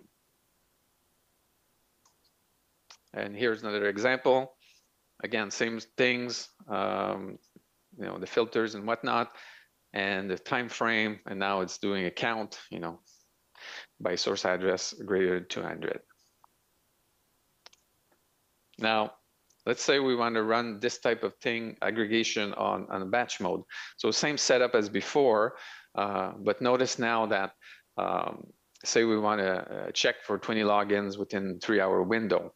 So every 10 minutes, we're going to wake up and go look at this table, but we're going to be reprocessing a 3-hour window when we've pretty much covered it the first time. And so we're going repeatedly over our window, constantly. And it gets worse as you want to bring your trigger down and do it more frequently. Now you're going even more over your window. If we look at how Spark does this in a streaming mode, introduce stateful operation. So in memory, it's going to keep the state of these aggregations, so summing and counting. And as data is coming through Spark, it will increment these counters in memory and keep the state. So again, because of fault tolerance, let's say the machine dies, when it checkpoints where it is in the stream, it also is going to checkpoint the state that it has in memory to disk in case of failure. And so if it ever breaks down and gets restarted elsewhere, it's going to pick up its old state and continue from where it left off. And notice, this means that we're reading the data only once, like we're not going over and over this time window. It incrementally adjusts our counters. This works really well in Spark because it keeps in memory, it's very light. And so now we're going to look at another variant. So we saw discrete aggregation. Those are run very well. This one poses more challenges. So detection that required joins. And this is typically when you need to join with the past event that you've seen go by. And I'll give some examples. So here's a Sigma rule. It's from a create process, so starting process events.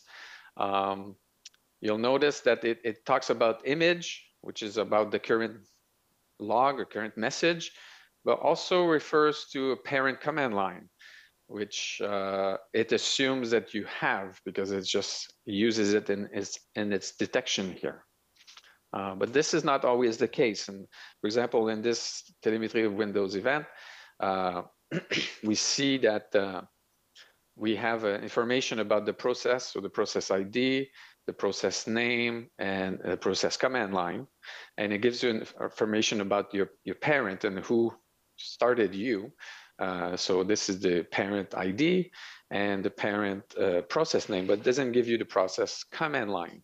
And so to address these scenarios, these cases, you need to do a join, or the Sigma rule assumes a join was performed.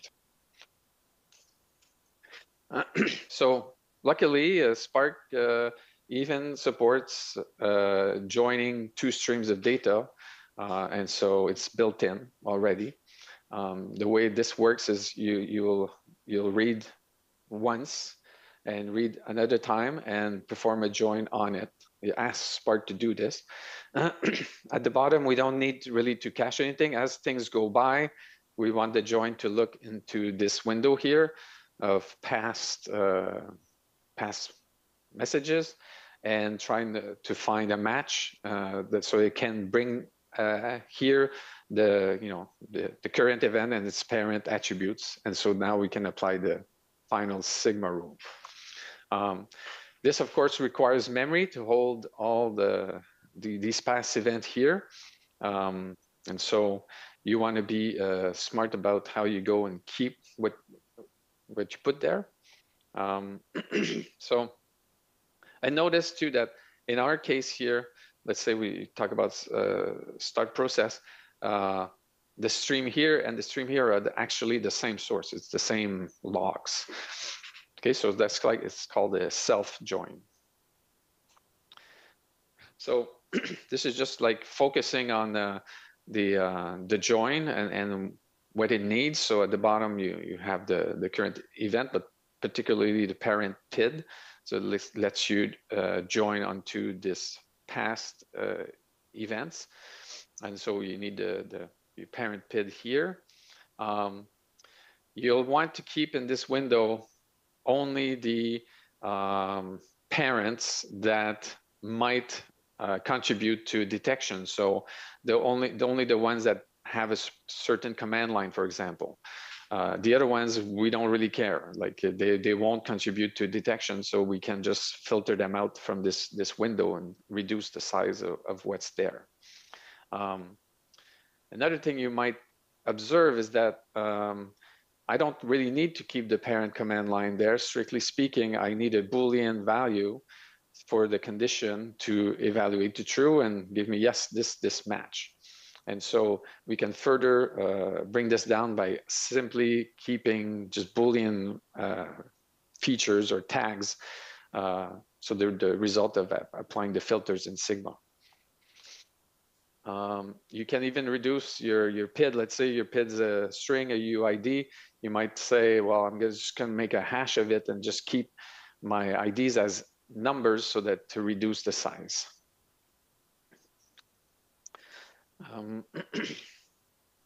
So we've evaluated this thoroughly in Spark to see its performance, and using a large machine of 16 CPUs, 64 gigs of RAM, you can pump 2,500 messages a second and keep 160 million Boolean tests in here. This is good. It works fairly well. It's as much as Spark can do, and as much as you can push it. But we would like to improve on this, because this window, the more we can put stuff on, the longer in time we can look back. And so it's kind of important to have a good look back, because start process might be the second later, the minute later, but could be hours later. And so we want to improve on this stream join. So I mentioned already, alluded to, it's reading the stream twice right now. So could we read it once? The memory, the things that we're keeping, we did our best with stream join. Could we reduce this further so that we get a longer look back in time? And so in Spark, you can write your own functions. So typically, well, in many places, Spark has built-in things, but there's always a hook to write your own. Okay, so so we looked at writing our own function to do the join. But yeah, and so when you look at it this way, you can tell yourself, well, what am I really doing when I'm joining and I'm pulling stuff from the top window? I'm really getting the results of the tags, of the features evaluated, the Boolean test for a given parent. And so you can see that as what you need is a map, and you can, as data is coming in and you see some kind of parents of interest, like a command line that matches a parent, you can put this in your map, and later on when you see a child process from it, you can use this parent PID and pull this out and then put the two together, and you output the two, and you can do the final evaluation. So really you did basically what the join was doing before. That's just using a map and a custom function. When you do so, one of the great benefit is now that you read your stream once and you stuff things in there and pull them down when you need them. And so you save on reading. You just do it once. Building your own custom function in Spark, again, it's very nice because you still leverage Spark fully. It's going to do the checkpointing. It's going to even store your state here for you and recover it in case of failure. So really, you're just focusing on writing the logic that you want to do on your stream. So doing a hash set is great. It works well. But does not really save memory compared to what the stream join does in Spark. And so we've replaced this map, this hash set, with Bloom filters. So now these keys, that we used to do for lookup, they're stored in here, but only their fingerprints. And so, like before, we were talking about the keys just being even a number. By using a Bloom, each key can now take just a few bits rather than 32 bits or 64 bits, which was the best we could do. Now we're down to a few bits. And again, we're reading the stream only once. And so when we applied this, the custom function and having a state of Bloom filters, and we compare with the stream join, we get over 100 times more capacity in storing Boolean tests. We also process 4 times the rate of messages as compared to the stream join. But of course, using Bloom filters, the downside is now it's introduced possible false positive. So this is kind of how Bloom filters work. At the top here, you have a key, so X, and the way a Bloom works is going to hash this. So X could be a number, it could be a long string. We're just going to hash it, and it's going to give us a position in a bit array that we should turn on. So, and we do this say 3 times. So here and there. And notice if I take another key, it might hash to the same spot. So this is already on. So we save on space like it was already there. And when we test, we come here and we hash this 3 position and we check, is it on? Is it on? Oh, it's not. So if it's not on, so we've never seen W ever. And we can be sure because this was never turned on. And so false negatives is not possible. And that's good because we don't want to miss any alerts or any detection.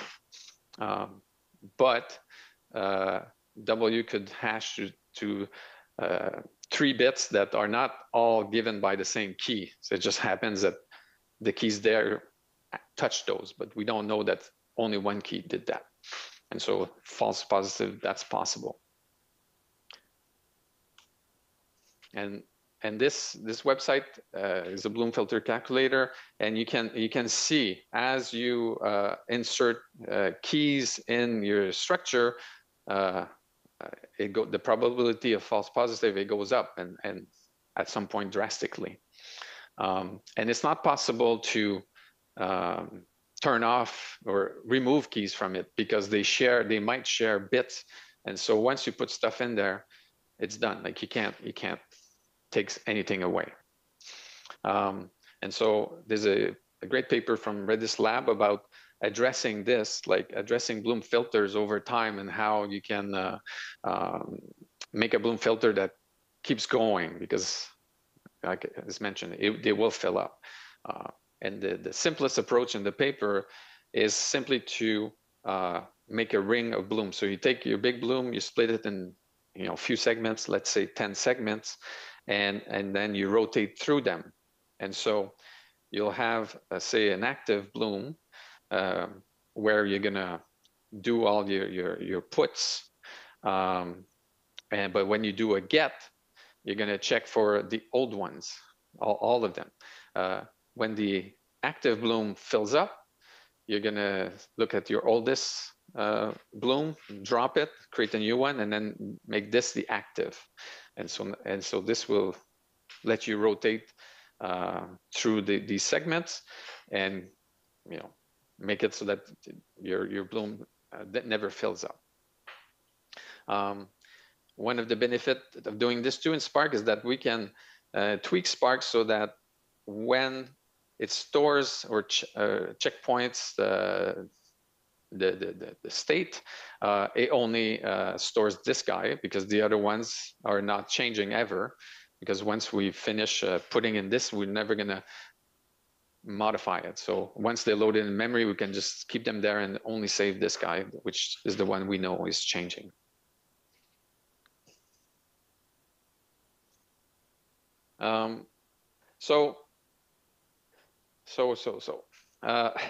So we've named our custom function a flux capacitor. Like a electrical capacitor, the function it keeps Boolean test as it goes, and so it's kind of accumulating charges. Also, this function enables us to kind of time travel and look at past observations, and so it's kind of a time travel function at the same time. So we named it the flux capacitor. Using it, we were able to achieve the goals of reading the stream once and using less memory. And conceptually, this is very simple. It's all we're doing is caching observation with a name.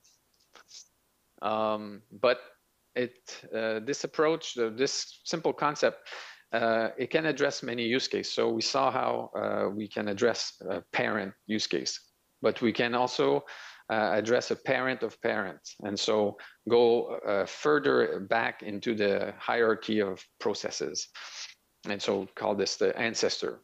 Note this would normally require joins of joins of joins. Another thing it can do is address this temporal proximity, which is a sigma 2 specification, which I'm going to get into. So ancestor, okay, so this is a bit like describing the mechanics, how the function operates. And so on the left here, we have telemetry coming in with the time going down. And on the right is the cache.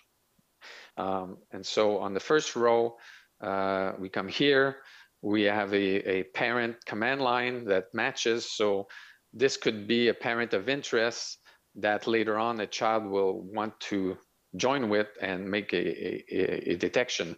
And so we want to keep this test and remember it. And so what we do here is do a put. We put 300 as the PID and the name of the filter right here, or the tag. And we kind of compose a key that we're going to set in the Bloom. And remember, this is turning on a few bits in there. Then on the second row, we get no match of anything, but we nonetheless gonna go check inside our Bloom if we have a parent of interest lying around in there. So we're gonna look up 300, parent command line, and sure enough, it's turned on. So we're gonna pull this down on the row here and flip this Boolean to true, and also push it back under our PID, so that we get the effect of ancestor and pushing the tags down multiple levels of hierarchy. And so we store it like that. On the third row, we come here, and now this child happened to match. Okay, parent did not match, but did we have something cache in a flux capacitor? We go check, and sure enough. And now we have both of them on the row. They're both true. The final condition will evaluate to true, and we've achieved a join, but over multiple levels possibly, which is something very difficult to do with the purely join approach. Jean-Claude, also one thing from our side, we have about 5 minutes left. So if you have like the key aspect that you want to still go, because up to now you've been giving a lot of valuable information, but last part, thank you. So this is temporal proximity. It's a sigma 2 spec. The idea is to have observation in a window of time. So I won't elaborate. This too, here we can achieve with the flux capacitor. It's just a matter of when to put stuff and when to pull them out of the cache. But the key takeaway here is that it's a simple concept, but depending on how you use it, you can implement different use cases. And possibly there are more use cases that we have not yet discovered. So I showed how this is all great, but it does introduce false positive. There's no false negative, so we're not missing alerts, but we are potentially polluting our triage analyst with a lot of false alerts. So we want to make true alerts. And so this is kind of the final layout of the whole thing. Here we have a Spark job, a streaming Spark job that does detection. So we'll do a pattern matching of what's coming in and stuff things in the flux capacitor for its cache. So we basically perform the join. In 3 here, we're going to store everything we've seen here and organize it so we can search in it well. In 4 here, we're going to publish the ones that are suspected anomalies, but we're not 100% sure. And in 5, we have a second job that kind of its job is to validate everything. But of course, it's reading suspected anomalies, so a very low volume now. It goes back into the telemetry, retrieves the actual log lines that are implicated in a certain detection, and replays it, so making sure it's a true detection. And now we have the luxury of not using blooms. We can use a hash set, so we're sure for sure that it does match. And a bonus, we have all the evidence, all the telemetry that's involved in the alert. And so we can give that to triage analysts, and you have the proof, and they can double check that everything is correct. So having false positive is not great, but in the end, it doesn't really affect things because we would need the pieces of evidence anyways. And so it's not much added. So Bloom filters is just a form of data sketching. There are many more probabilistic algorithms addressing different use cases. So for example, the unique users, histograms, and most frequent sets. There's quite a lot. So Lee Rhodes is a distinguished scientist at Yahoo, and Yahoo have open sourced the data sketch libraries. And so there's tons of opportunities there. We haven't scratched the surface. So that's it. All right. Thank you. That was a very, very interesting and dense presentation. Thank you so much. Yes. Well, let's give an applause. I hope you can hear it. Although we're a little bit over time, I want to still take questions from the audience, if there's any. All right. Well, there is no questions from the audience. However, I always come with a question. So, okay. You mentioned that this is currently a research, right? It's not released publicly as the other platform, the assembly line. Line, yes. So it's not yet released. It's still in a development phase. Is that correct? Yeah. Here's our the Git repo of our proof of concept. So we're kind of developing it openly. But I see. It's not production, like, you know. Oh, so did you have a chance to test it in the real cases, like threat hunting operations, or working with like huge volumes? Exactly where we're at. We're at transitioning this on real telemetry, you know, real detections, and see if it fares better than what we not trained it on, but you know, when we make a proof of concept, we make assumptions, and so now we're going to have the real things and see how viable it is. Does it fare okay? So the actual testing has not yet begun. So you're planning to launch it in a threat hunting or any other operation that you're going to conduct, right? Yeah. So we're gonna just put it on our telemetry and see how it fares. So why I'm just mentioning the word of threat hunting over and over again? Well, first of all, because we together with the Canadians, we've been engaged in conducting threat hunting operations here in Latvia, and this is where we typically get a lot of log files. For sure, this is when we are onboarding a particular organization. This means we deploy the WinLog or syslog just to start collecting data. So this is like some historical data, give or take. There's a stream of ongoing data, and then the threat hunting analysts are going on the systems extracting the data. So there are like multiple sources being fed, and there might be like 15,000 hosts, and they all simultaneously report on a single query done by the threat hunting operator.